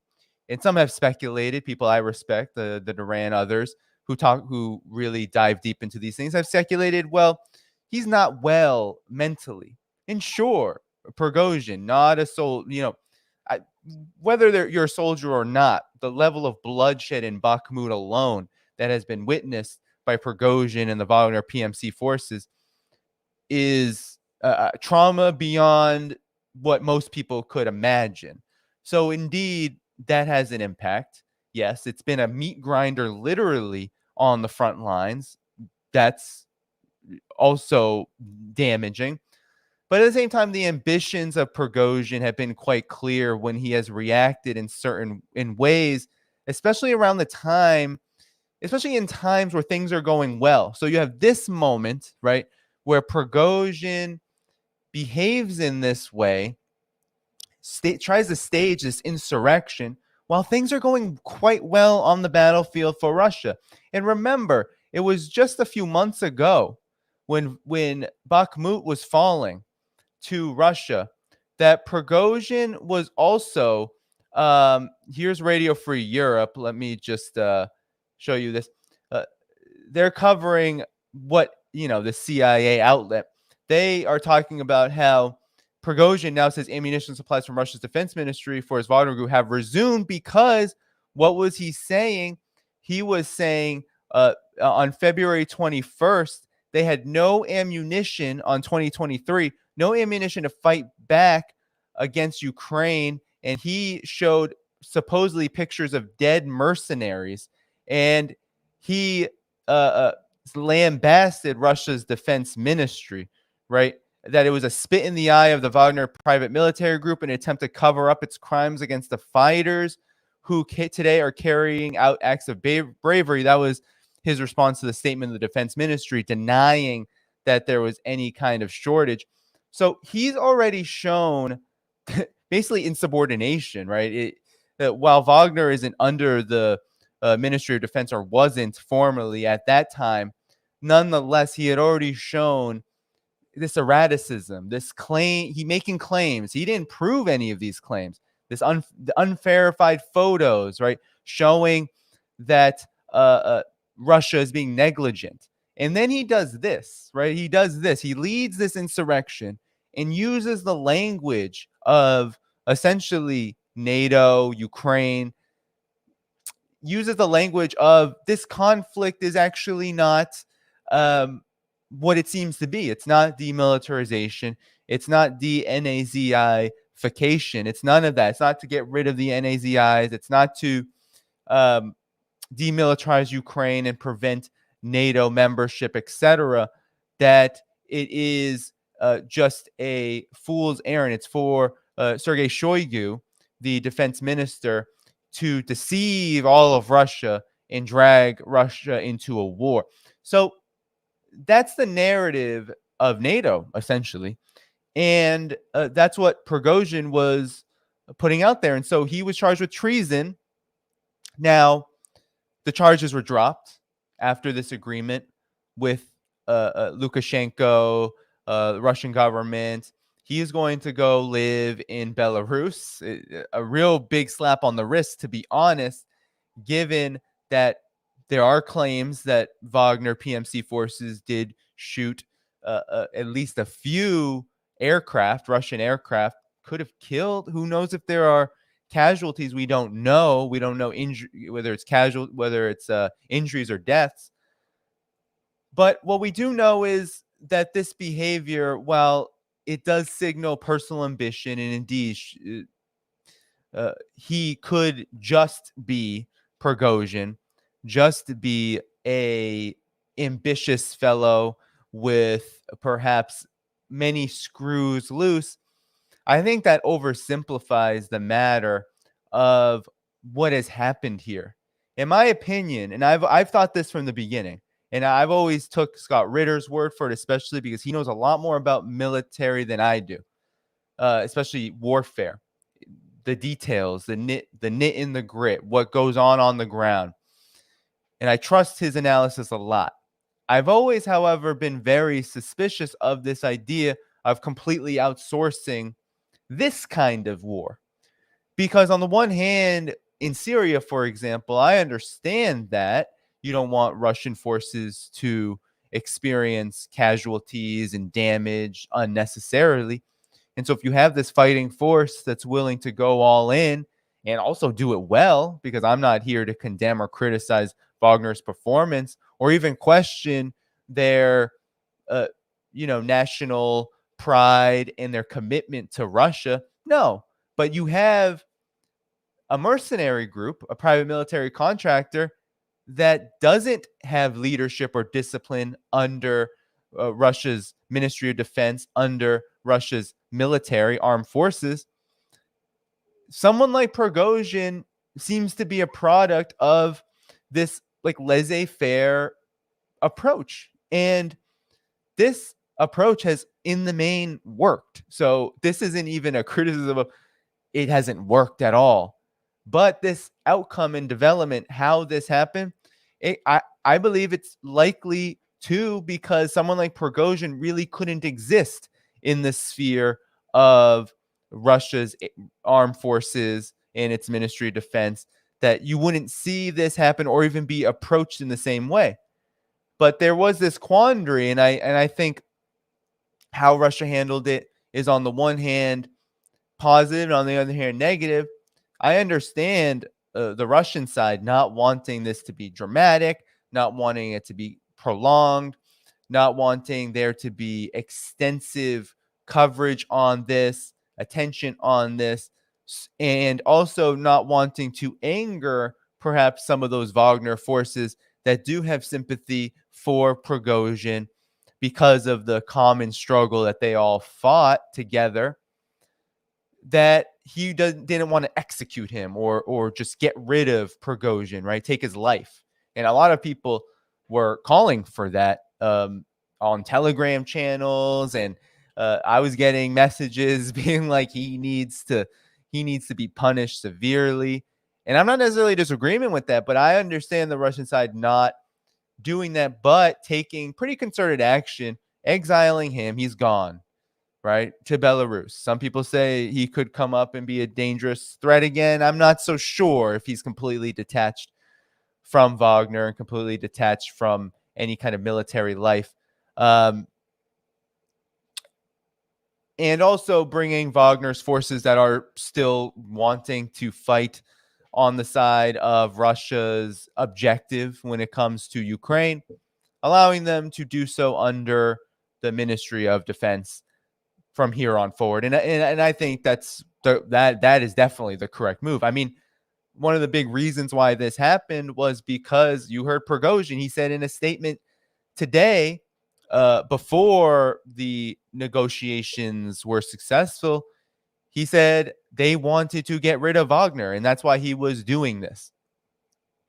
And so there you see the personal ambition, right? The personal ambition that Prigozhin has. He not only wanted legitimacy and wanted respect, and I don't think those are necessarily bad things, but I do believe that he is in conflict with Russia's Ministry of Defense, with Sergei Shoigu at the head of it, in large part because he probably wants to be in that position, in some kind of more powerful position, given all the success that he's had. I mean, he has a restaurant background, a business background. Now he's the head of a private military contractor.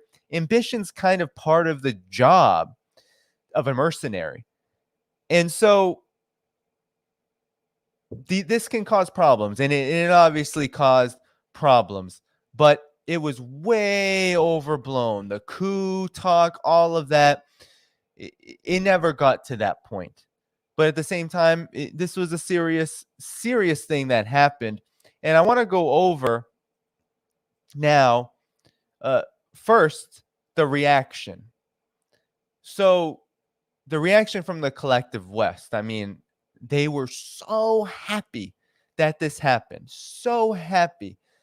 Coup, it's a coup. Oh, suddenly Wagner was no longer this persona non grata that has to be punished, and that's just this ragtag band of prisoners that are criminals, and they're stupid and they can't do anything right. No longer were they the ire of Western insult. Now, the United States, as this was happening, they were monitoring the situation, they said, but they were also, according to the Wall Street Journal, they were also delaying sanctions. So they had to renew sanctions against Wagner, but they didn't want to when it seemed like Wagner was doing their bidding. So Washington reportedly did not want to be seen siding with Putin. So they delayed sanctions until after the insurrection ended. So the U.S. has postponed a fresh round of economic sanctions targeting the Wagner private military company after its leader, Evgeny Prigozhin, led an armed convoy towards Moscow in defiance of the Kremlin, said the Wall Street Journal on Saturday. According to the newspaper, the State Department was expected to announce sanctions on Wagner-linked gold businesses in Africa on Tuesday, including a mining operation in the Central African Republic. The plan was shelved, however, after Prigozhin accused the Russian military of shelling a Wagner training camp on Friday, led a convoy of troops toward Moscow the next day, vowing to confront senior Russian military leaders. The rebellion was diffused on Saturday evening, following talks between Prigozhin and Belarusian President Alexander Lukashenko. Washington does not want to appear to be taking sides in this, said an anonymous source to Wall Street Journal. With Putin accusing Prigozhin of treason and vowing decisive actions against the mutineers, the U.S. apparently felt sanctioning Wagner would aid the Russian leader. And so Wagner has been under sanctions since 2017 and was designated entity of particular concern by the State Department early December for allegedly threatening religious freedom in Africa. Hilarious. The organization was labeled a restricted military end user by the U.S. later that month and designated a significant transnational criminal organization this past January. So Wagner has been under sanctions for quite some time. But when Wagner looked like, or at least Prigozhin, because we don't know how many Wagner forces, some say it was a battalion. It was a small number in comparison to the 25,000 that they have.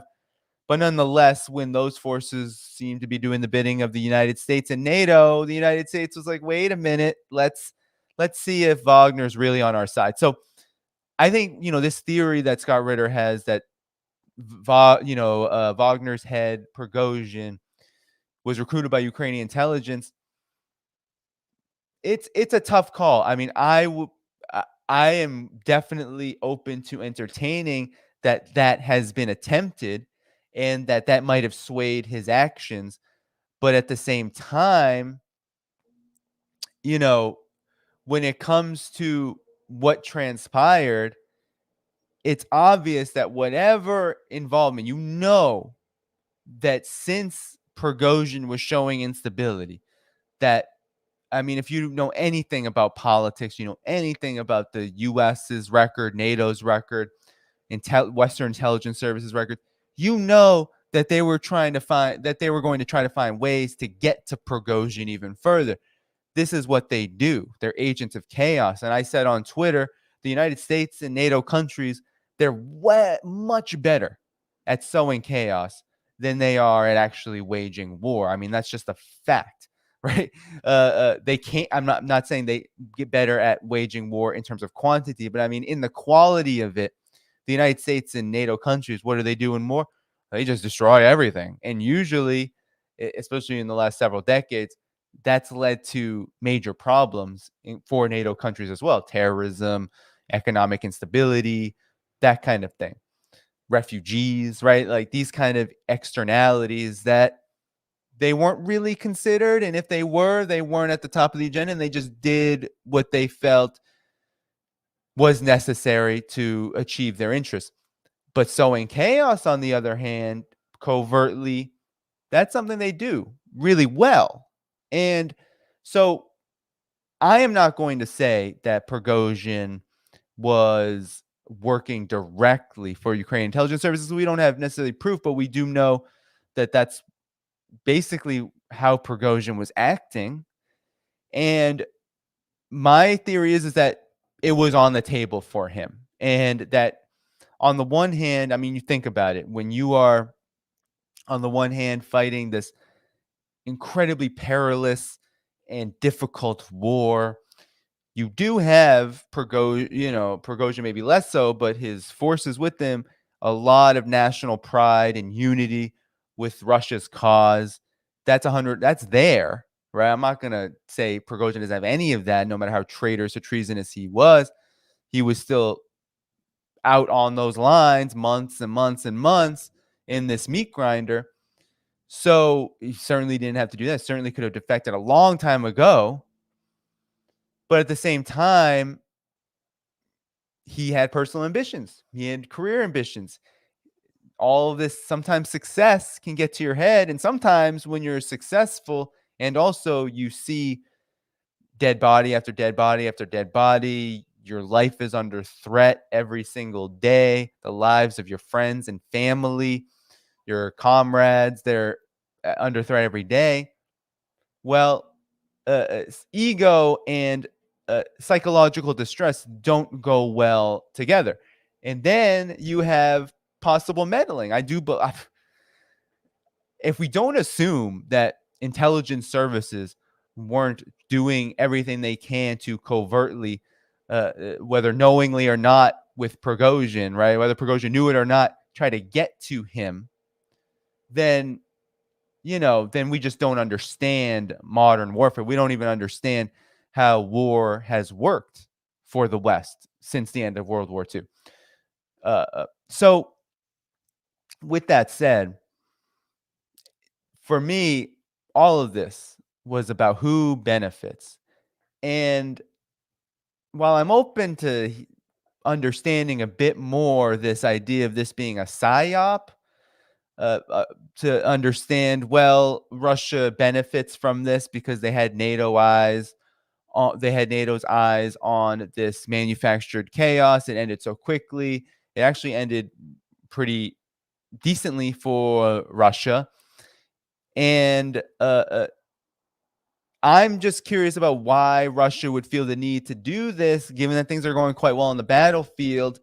And Russia doesn't really have much to hide. I mean, I get it. In war, there is intelligence. There is a need to, Russia is very much closed in terms of how it publicly talks about the war, and rightfully so. And I think that's correct. You don't want to act like Ukraine here and talk about a counteroffensive for 6 months only to have your counteroffensive completely annihilated in a couple of weeks because your so-called adversary was ready 6 months ago, right? Because they've been preparing for 6 months.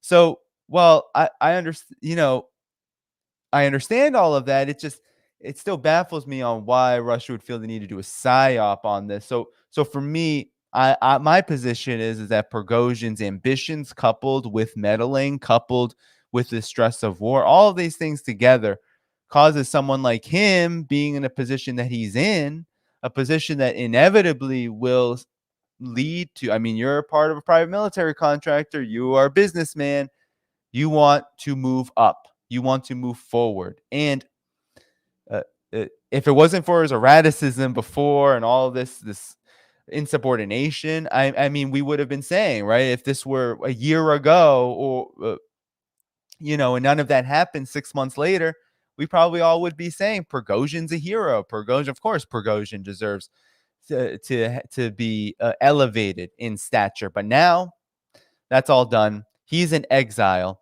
And I just want to read the details of the deal with Wagner to conclude. So the details are that he's going to Belarus, says Russian spokesperson Dmitry Peskov. So the criminal case against Wagner private military company, PMC, founder of Yevgeny Prigozhin, the charges against him will be dropped and he will leave Russia. Peskov added that Wagner's fighters will not be prosecuted, taking into account their efforts on the front lines of the Ukraine conflict. Peskov explained that President Vladimir Putin's team will always have respect for their exploits. PMC contractors who refused to take part in the mutiny, and whole units did not, will be allowed to sign contracts with Russia's Ministry of Defense. Wagner launched a major so this is the context. Wagner launched a major mutiny in Russia overnight, seizing control of the Southern Military District headquarters in the city of Rostov-on-Don, as well as advancing towards Moscow. The insurrection was stopped late on Sunday, following talks between Prigozhin and Belarusian President Alexander Lukashenko, with the PMC leader agreeing to return his forces to the field camps. So that's how it ended. And it certainly was a strange development. It certainly wasn't necessarily expected, I don't think, from anybody that this would happen. But at the same time, we saw the writing on the wall with Prigozhin. We saw that he had major conflict with Russia's Minister of Defense and top military brass in Russia. And, you know, whatever position one has on that question, whether people are more critical of Prigozhin or Russia's military, because I've seen both sides, you know, say, well, Prigozhin is just unhinged. Russia's Ministry of Defense, maybe not as competent as it should be. But at the same time, I don't think there's any excuse for this behavior. I mean, what did Prigozhin think he was going to accomplish here? He wasn't going to succeed in taking anything on Moscow, right? Taking a position from Russia's armed forces. That just wasn't going to happen. And the further and further he got in this kind of unhinged quest was only going to mean his lot was going to get worse. So I'm not surprised that this ended the way it did. I didn't have, I think some people had jitters. I didn't really have jitters about, or like fears that this was going to become an uncontrollable situation. I do think, though, that the PSYOP theory that some have had in conjunction with Scott Ritter's opinion that it's likely Prigozhin was recruited by Ukrainian intelligence. When it comes to the PSYOP operation on the other side, like this could be Russia's move, right, to distract NATO.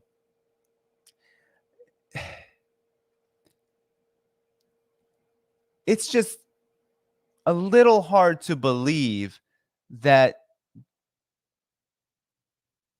this would be worth it, because the public relations are bad, and maybe Russia doesn't care. Sometimes countries like Russia and China get criticized for that.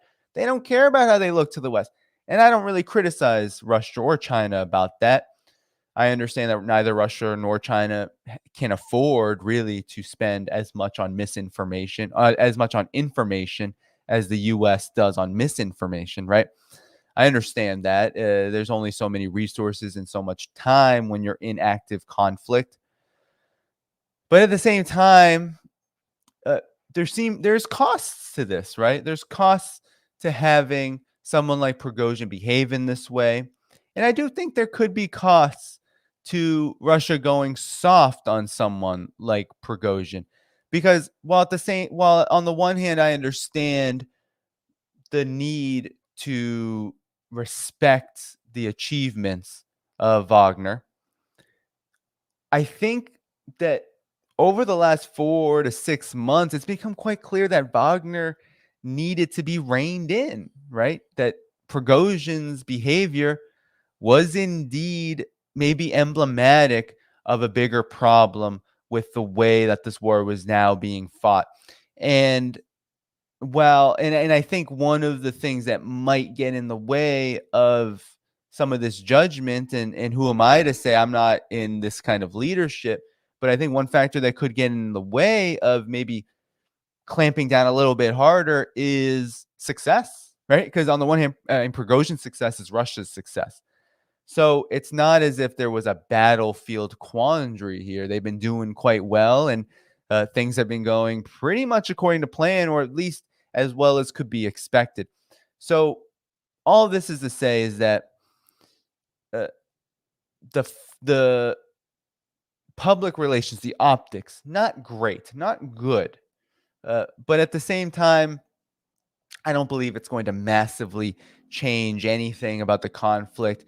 But I do think that this does lend itself to understanding the fact that, and I think sometimes we can get wrapped up in romanticism when it comes to politics and conflicts and wars, especially wars where we feel rightfully that one side is on the right side of history and the other side is not. And that generally happens in most conflicts, geopolitics or otherwise. So sometimes we can get caught up in romanticism and believe that, let's say, Russia's infallible. I mean, I've had people come to me and say, China is not doing enough for Russia, and Russia is the only country standing up to U.S. empire and to NATO. And to me, I find that to be part of this idea, this romantic understanding or maybe misunderstanding of geopolitics, that because Russia was provoked and pushed into this situation, it is now doing quite a good job at responding and keeping up with principles, that somehow that's a reflection on other countries like China or even others. Right now, every context is different. And I was talking to, I believe it was Brian Berletic over Telegram, and I said, no, it wasn't Brian Berletic. It was, I think it was just somebody on it was just on my Telegram. I was talking to him as well, but I was chatting with the chat group in Telegram and saying, well, if this were China, right? If Russia and China operated the same, Prigozhin would be executed. I mean, executives, corporate executives in China have been executed for arguably a lot less. I mean, for dangerous practices, economic, ethical, etc. But they've been executed. Even local politicians. I mean, there's a joke in China that local government, it's like a kind of like a carousel, because a hint of corruption, right? A hint that's caught. You even had a local executive recently get caught in China with a so-called mistress, and he was a CPC member. He was with a woman that wasn't his wife, and it caused a stir on social media. And immediately, the Communist Party was like, "You're done. You're not a party member anymore. You're punished." So, Russia did punish Prigozhin. He is exiled. But at the same time, the degree of the crime is pretty stark. It's pretty stark to take arms against your own government and do so in a way that insinuated an insurrection that would go all the way to Moscow. I mean, that there really isn't, in the terms of military and conflict and that kind of thing, there's not much worse that you could do other than progressing on that goal. So with that said, everyone, that's what happened. That's my take on it. This chapter hopefully will be closed now, and we will see what happens next. I mean, the curious timing of all of this is that Ukraine's offensive has basically been defeated already. Very quick time, less than a month. Of course, they're saying there's going to be many more offensives. Watch out, more offensives coming. But it's very curious timing that every time Russia seems to be making pretty big advances, whether it was Bakhmut and now this offensive that Ukraine supposedly was trying to wage, Prigozhin seems to be losing his stuff, losing his SHIT, right? Like he losing his mind at these very convenient times. So with that said, everybody, that's my take, and we'll see what happens from here. But I don't think it's going to change anything. I think Russia is still on the same trajectory it's been on. And that, remember, it's not all romantic. There's going to be blips. There's going to be problems. You can't fight a war like this without problems. This is a tough, challenging. This is not a dinner party. This isn't an argument at Thanksgiving dinner, right? Like, no, this is war. This is major conflict. Now, this is great power conflict. And it's one that has cost the lives of thousands of Russians, hundreds of thousands of Ukrainians, more than 100,000, probably hundreds of thousands of Ukrainian soldiers. So at a scale like that, you're talking about, indeed, there will be problems. There will be internal problems. And the script that the West was trying to write it smells bad.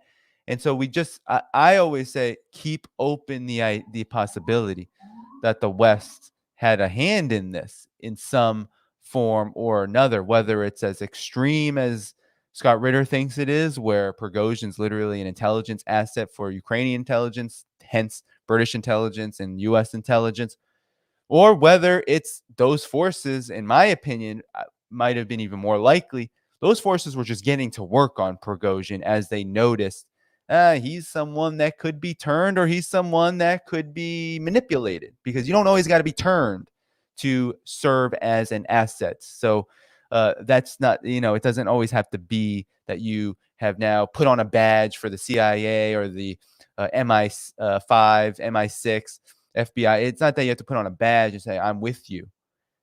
It's that your behavior serves their objectives, whether you know it or not. That's what they call a soft agent.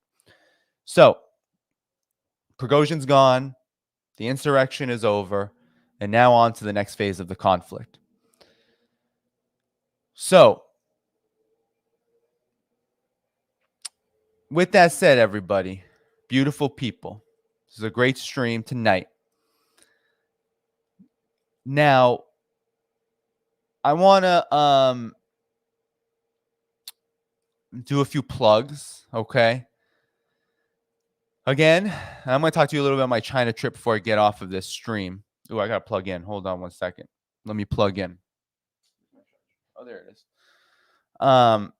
So one thing, I got to get a new laptop because I'm charging this thing. I actually restarted 5 times before I went on stream. It was very stressful. So I got to get a new computer. With that said, there's growing costs to this channel. That's why I asked for support. Yearly or monthly membership on Patreon is the best way to do it. Not everyone loves Patreon, but Patreon is a good place where I do share all my work. I also have some perks, some exclusive posts sometimes, but also you get to suggest guests and questions for those guests and a whole lot more. So support there. That's the best way to do it. Help me get I had a few subscribers. I'm going to share them today. I had a subscriber, Umit Dolap, subscribe today. I also had Danielle Jarkin. I hope I'm not destroying your name. And then Ruther Montgomery. So thank you so much to all of you for subscribing. You might have done so during this stream or maybe a little earlier, but nonetheless, I really appreciate it. And that's the best place to support me. And I am quite active. I'll notify you early of everything, post all my work, and do a few exclusive things here and there, as well as give you that opportunity to suggest guests and content, and as well as questions for those guests. And for those of you who follow me closely know that I do uphold that. So hello, Reportify. I see you in the stream. Yes, we did go over that he is exiled. So Notary S says, welcome new subs. Yes, welcome, welcome. I'm just going to shout out those super chats. Dr. Nick Rivera said, welcome back, Danny. You've been missed. Thank you, Nick. You can also check out my conversation with Scott Ritter before this, literally probably 6 to 10 hours before this Prigozhin mess really jumped off. But I did have a stream with him on Thursday, the 22nd. So that was my official, I guess, return after I got back from vacation. But you can check that out. But thank you, Nick. I really appreciate that. For the super sticker, Lehman, I really appreciate, or Lehman, thank you so much. Looks good, that picture. Looks like a plate of food. And then Ralph Reed with the super chat, but no chat. Appreciate you. So with that said, everyone, supporting on Patreon is the best way. Substack is also a great way. So you can find that in the link in the description. If you subscribe for free, you get free notifications. If you subscribe paid, you get those free notifications. You get the comment feature. You get all my archives, articles, video, stream notifications. And you can do the same thing, ask questions of guests in the comments section. And also follow me on Telegram, t.me/DannyHaiFong, t.me/DannyHaiFong. Go to Telegram, look that up, China and geopolitics. You can also find that link in my link tree in the channel banner or in the description. So that's free. I do a little series there of news. Periodically, I'll publish important news about China. And I also give notifications of all my streams on there. So do subscribe there. Follow me on Telegram. And I'm there because Twitter has become basically a hotbed of censorship for quite some time now. And also my Twitter has essentially been flooded by the so-called North Atlantic Fellas organization, the NATO trolls. I don't want to call them NAFO because they really are just NATO trolls. And I am 100% convinced that they are literally a creation of NATO, given all that we know about the ways in which both corporations and military apparatuses in the West create troll accounts in order to influence social media. With that said, it has been flooded by them. And so it's a matter of time before I get removed from there. So do subscribe on Telegram. It's the best place to,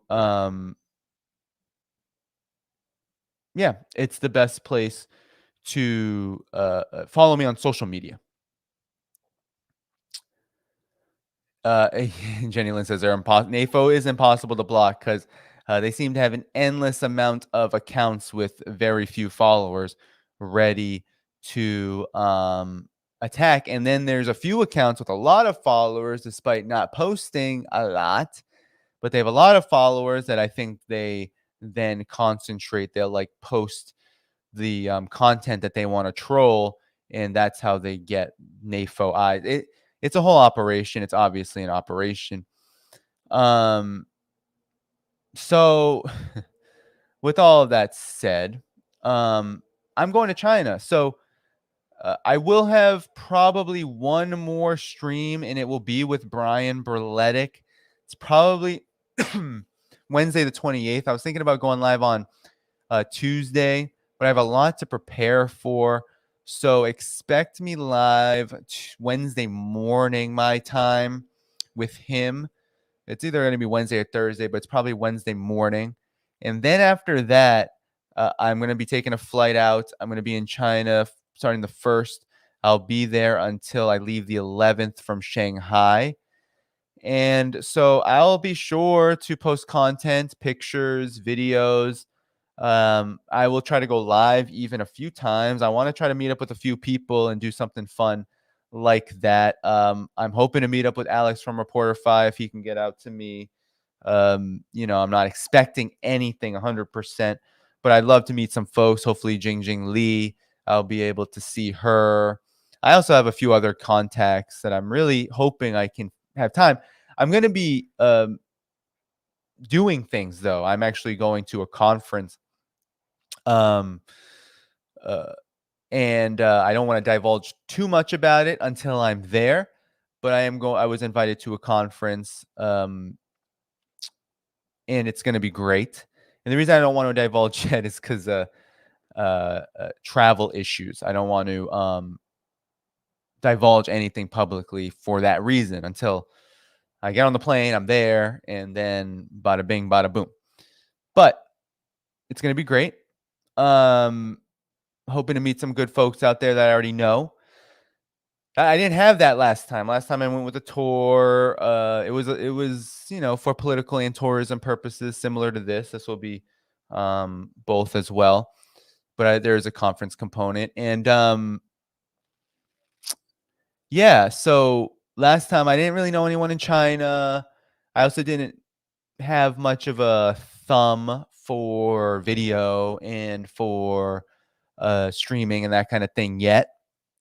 And so when I got back, then COVID happened, and that's when I really started getting into the video stuff a lot. And so now, I have some equipment. I did some vlogging when I was in Europe a couple of times, and it went okay. But now I have I got like this stick that's a little lightweight, a different phone holder. It's a little more lightweight. So hopefully it'll be a little easier for me to move around and show you around. Kind of almost like Mr. Cyrus Jansen. I don't know if you know him, a friend of the show as well. Consider him a friend, good guy, really just really nice guy, and also very smart. He knows his stuff about China. Lived there for 10 years, I believe it was, and recently went back. And I was talking to him and being like, hey, man, how you do that? How are you holding that thing for so long? Because I have on my setup something called a small rig. It's a very cheap kind of like vlogging kit, and the cage for it is amazing for vlogging. Yes, it gives you the opportunity to like hold it like this and to also hold it like this, like in a tripod, but it's so heavy. I'm not gonna say I'm a weak guy, but it's heavy. Like I'm like, oh god, I gotta like change. You saw me with Chen Weiwa. I was like changing arms and ridiculous. So anyway, I found a stick that's lighter weight and a phone holder. Anyway, so hopefully I'll have an easier time taking good video. And if I'm streaming, maybe one a day I'll do when I'm free. I'll like stream going around wherever I'm at, and it'll just be easier. So I look forward to showing you all of that, because yeah, I think we need to see the real China, right? Like that's something that it struck me so hard when I was there the first time, and it influenced me so much, and it's why I do what I do. Really, I mean, not 100%. I was very much anti-war, very much anti-empire, very much railing against NATO and Libya and Syria. This is the wars of my generation. I was very outspoken against the war in Libya, Syria, Ukraine 2014, all of the coups and all of the interventions since then.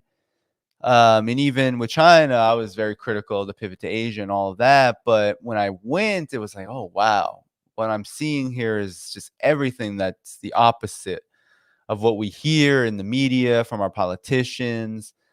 So now that I'm going back, I'm like, wow, I really want to be able to use my media to show that even further for the short time that I have. So I'm looking forward to that.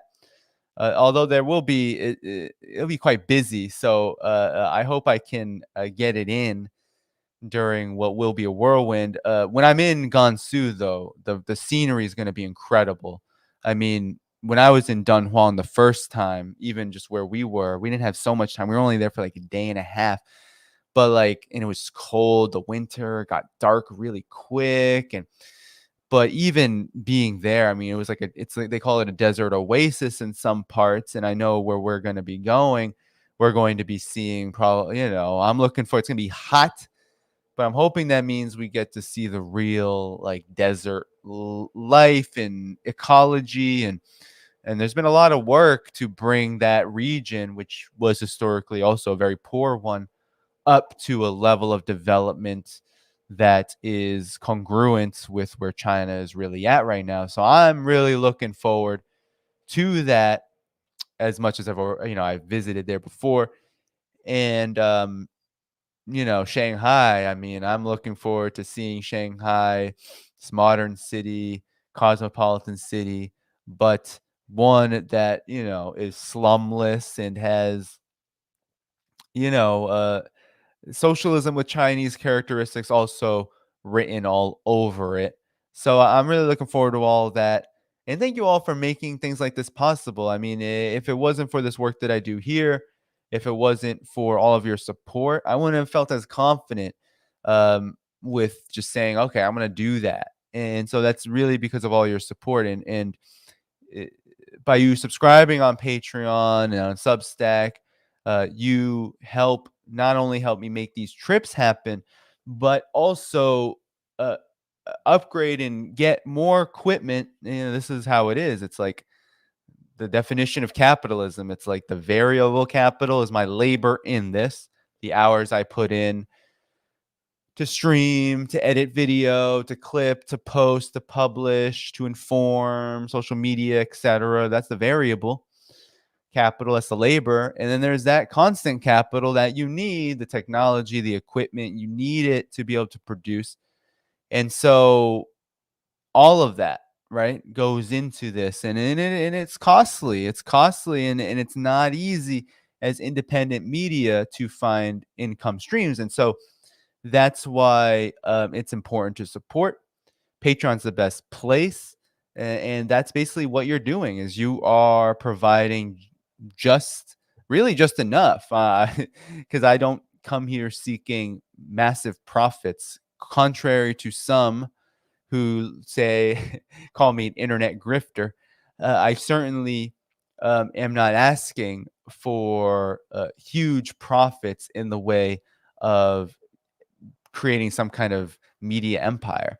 All I'm doing is building up a foundation so that this work is that much more doable, and I can actually increase the productivity behind it, because that's what equipment allows you to do, and that's what added support allows you to do. It gives you more free space, right? I can take, for example, in my part-time job, when I do have added support, I can take more time off of that, reduce that income because I don't need it as much, and I can then add on with that extra time more into this work. And so that's been the goal since the beginning, is to make this the work. And for some, they have donors, they have major sponsors. Sometimes we don't even know who they are, but you know that they exist because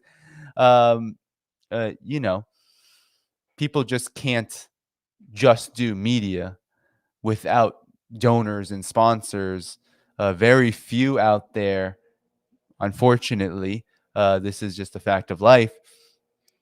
In the United States, very few just make it on their subscription basis alone.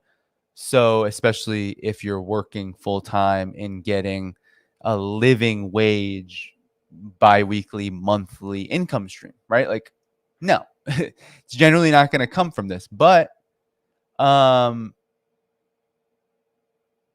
of your support matters and counts. So patreon.com/DannyHaiFong is the best place to support. Substack, YouTube membership, all of that is also good too. And then there are one-time options. I don't hate on those. You can go to the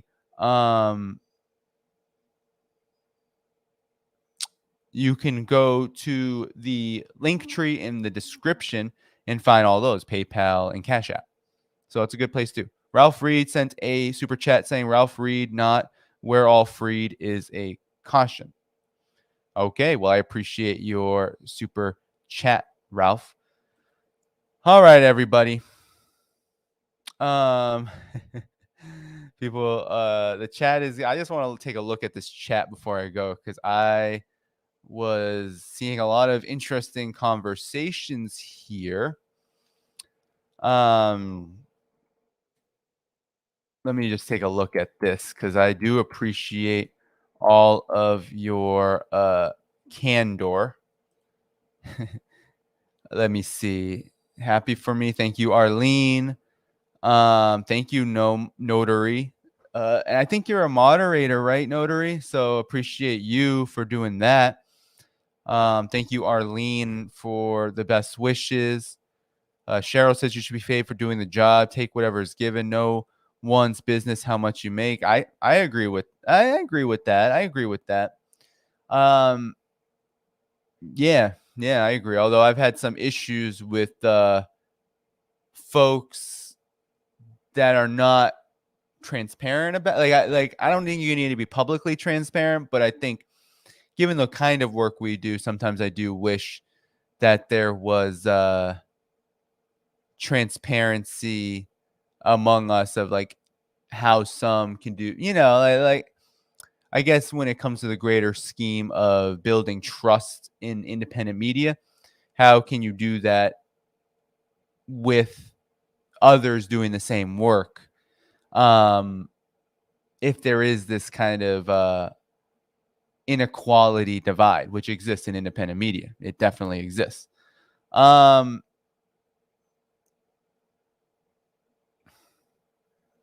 Oliver says they were blocked by this channel from posting my comments against a troll here. I'm sorry. I see you here now. I hope you're not blocked anymore. But Daniel Lai says, please do more live streams when you're in China. Yeah, I'm going to try. I'm going to try as much as I can. It's going to be 100 something, so I'll need to have 20 water bottles. It's going to be hot as hell. My phone might melt, but I'm going to try. I'm also going to have a travel plan. So hopefully, even if I'm just on data, I can get good enough reception. Let's see.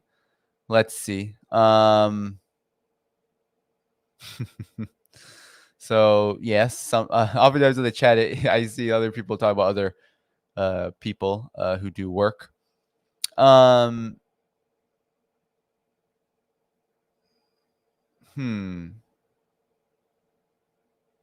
Let's see.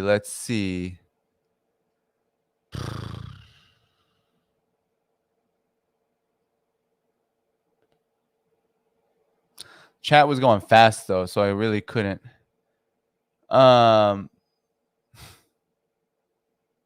Couldn't follow everything that was saying.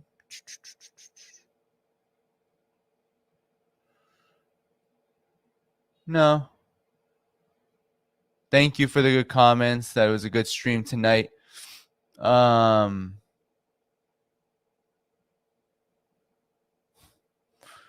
right. I'm going to get to you, Notary, to your super chat in a second. Where y'all tuning in from, by the way? I haven't done that in a while. Apologies. Jet lag. All right. Let me see. So someone asked, is it dry heat? I think it is. Someone asked if I'm going to use VPN. I don't know. I don't think I have to if I have a travel plan. We'll see if I use a VPN. We'll see. Wow. So you said you subscribed, got a crab dance for me. I wish. Look, I watch Richard's streams. I like to go on. You probably see me in the chat sometimes. I mean, although I can't stay on streams as long as he does his streams. Wow, he is quite the marathoner at times. I feel like I've caught up a bit in that way. I can go a little bit, but when I love that video. That's a great video. Anyone who wants to help with something like that, I will gladly emulate that formula and play a video. If anyone knows how, you know how to reach me. You can do so. Shoot, if anyone knows how to do it, send me a DM on Twitter at Spirit of Ho, Telegram t.me/Danny-Fong. Enter the chat because I do have a chat feature. Tell me how. If you want to do some work on that for me, I'll do my best to compensate you fairly. Because I love that. I love the video. I don't have a crab dance, but I do have a salute to you. Keep it scale, stupid. And appreciate you for being on Patreon or wherever you subscribed. I love that video. Not only do I want a video, not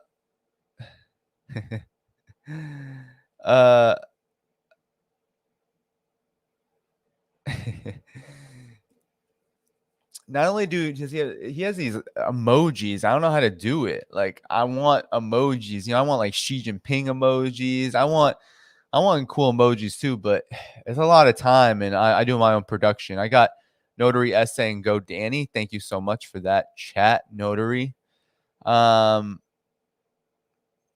Anyway, so I don't know why people does like Jackson come into my chat, into the chat or something? I mean, everyone's open to watch. I don't see it, but people always are commenting on his stuff. I mean, I don't do that no more. So someone says I should do a live stream together.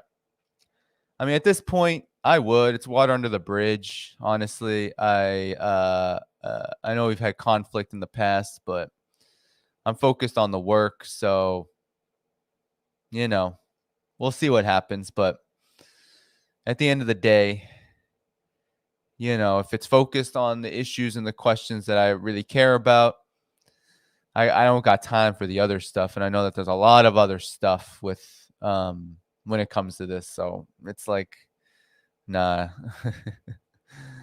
We'll see. The future is always unpredictable. Daniel Lai sent a super sticker. Thank you so much. Yeah, David, I think it might have been a fake account, honestly. Yeah, someone asked me to collab with Jackson. Yeah. I mean, you know,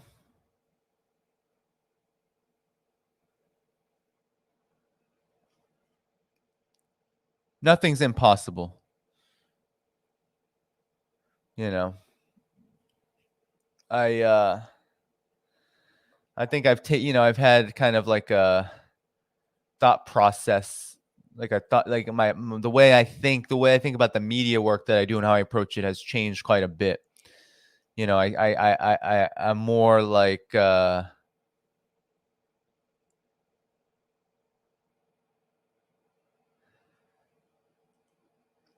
know, like I got to get the message out. So if people want to have me on their program to do that, fine. But I also, I do take consideration of who I have as guests here. And I don't always agree with everyone's opinions and positions that I have as guests here. But if we stay focused on the topic, we don't need to be having like debates and stuff like that. Sometimes that can be fruitful. Most of the time, it's about issues that aren't really about what I'm covering here, like, so that's why I don't really do it. Name any one of my guests, and I'm sure we're going to have disagreements on some things. But at the same time, there are some core questions, right? Core questions that I'm really diving into that I think deserve attention. And I'm sorry, there's just not time in this world, always in this current situation, to give everything attention. So I've been trying to be focused while also, giving my broader opinion, broader analysis when it is warranted. For example, I hope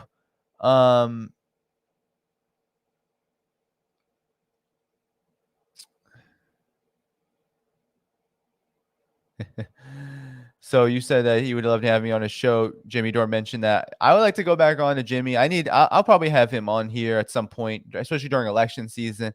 I think I'll do some election coverage. I'll have Dr. Cornel West on here, but I'm really going to be grilling about foreign policy. There's just nothing. I'm not going to let that one go. So, any question, anyone I have on about elections as they come up, it's going to have a heavy focus on, hey, you're saying this about China, you're saying this about Russia. Ain't that a problem if you're going to be a world leader, a president? Like, I'm definitely not going to allow, like, that's kind of my red line here on this channel is we can disagree on a lot of things, but we're trying to bring the multipolar world view here. That's basically what I do. So after I get back from China, hopefully I can set up some of those things. I would like to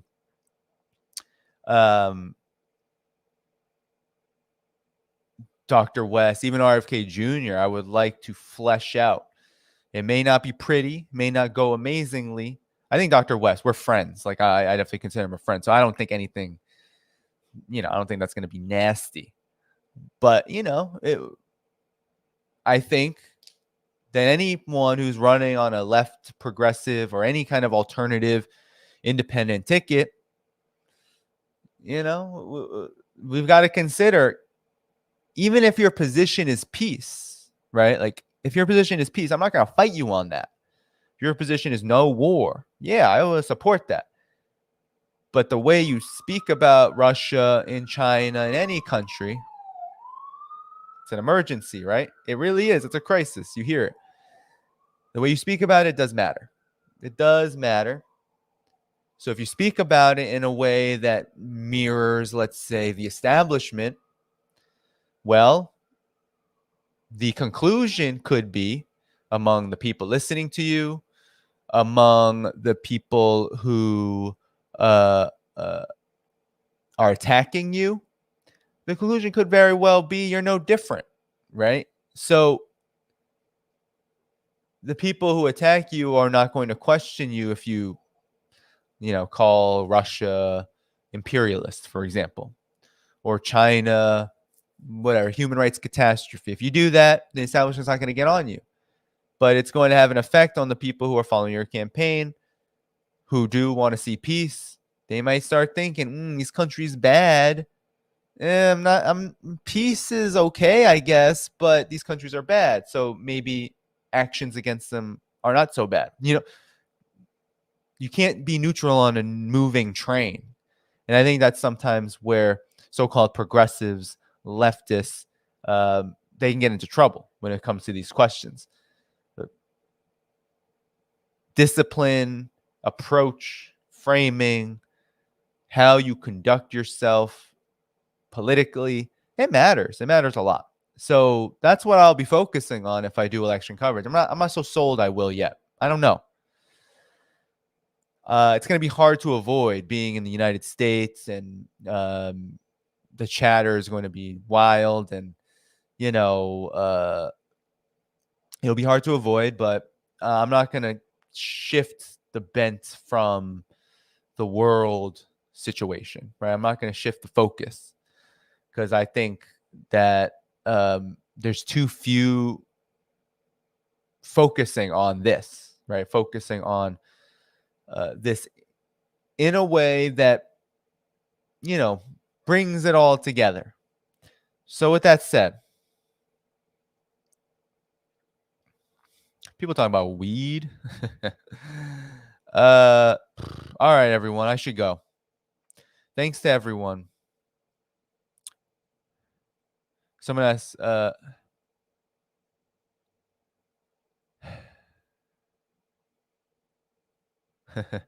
yeah, I'm seeing a lot of interesting comments. Thanks so much. But yeah, lots to come. A lot to come here. Definitely. Let's do this. All right. Let's go home. I don't know if you guys watch the NBA, but I really appreciate Nikola Jokic for his attitude. And he's also from Serbia, and he's brought up the former Yugoslavia a few times in interviews. And so, I mean, not politically, he won't talk about the politics, but I think if you're Serbian and you say the former Yugoslavia, then you have some kind of history or attachment to Yugoslavia. So I found that very interesting. But he's, there's all kinds of videos going around where he's like, oh, how do you feel? He won the NBA, they won the NBA championship this year, Denver. And, ESPN reporters interviewing him. How do you feel you won the championship? It feels good. We can go home now. We can go home now. And then, he says things like, oh, basketball is not my main thing. And, just his reaction to winning was so much less impassioned than most high level, if not the highest level of professional basketball players in the United States. NBA players tend to react like, oh yeah, they're going crazy, they're pumped up, they're like, and Jokic's just like, how do I open this champagne bottle? Like, what am I supposed to be doing with this? I'm supposed to be, shaking it so it'll, go everywhere. What am I doing? He's just looking like, he's just hanging out, which I can appreciate, because while I'm not from another country originally, I was raised by a Vietnamese. My mother's Vietnamese, and there is like a cultural social thing. It's like you don't really get too high or anything like that. Like, it's not like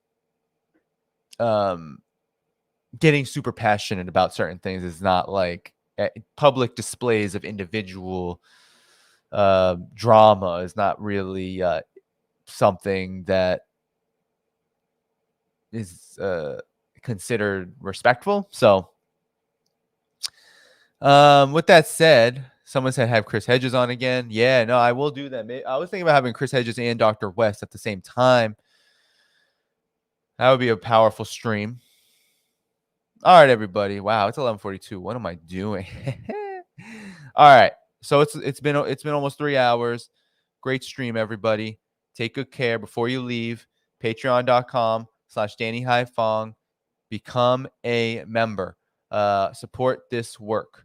All right. I will be back midweek next week with Mr. Brian Berletic for our monthly stream. And do hit that like button, do support in all the ways, links in the description, Substack, YouTube, one-time options in the link tree, all that good stuff. Check out the description. Everyone, have a beautiful night, morning, wherever you are, afternoon, and I will see you all again very soon. Bye-bye.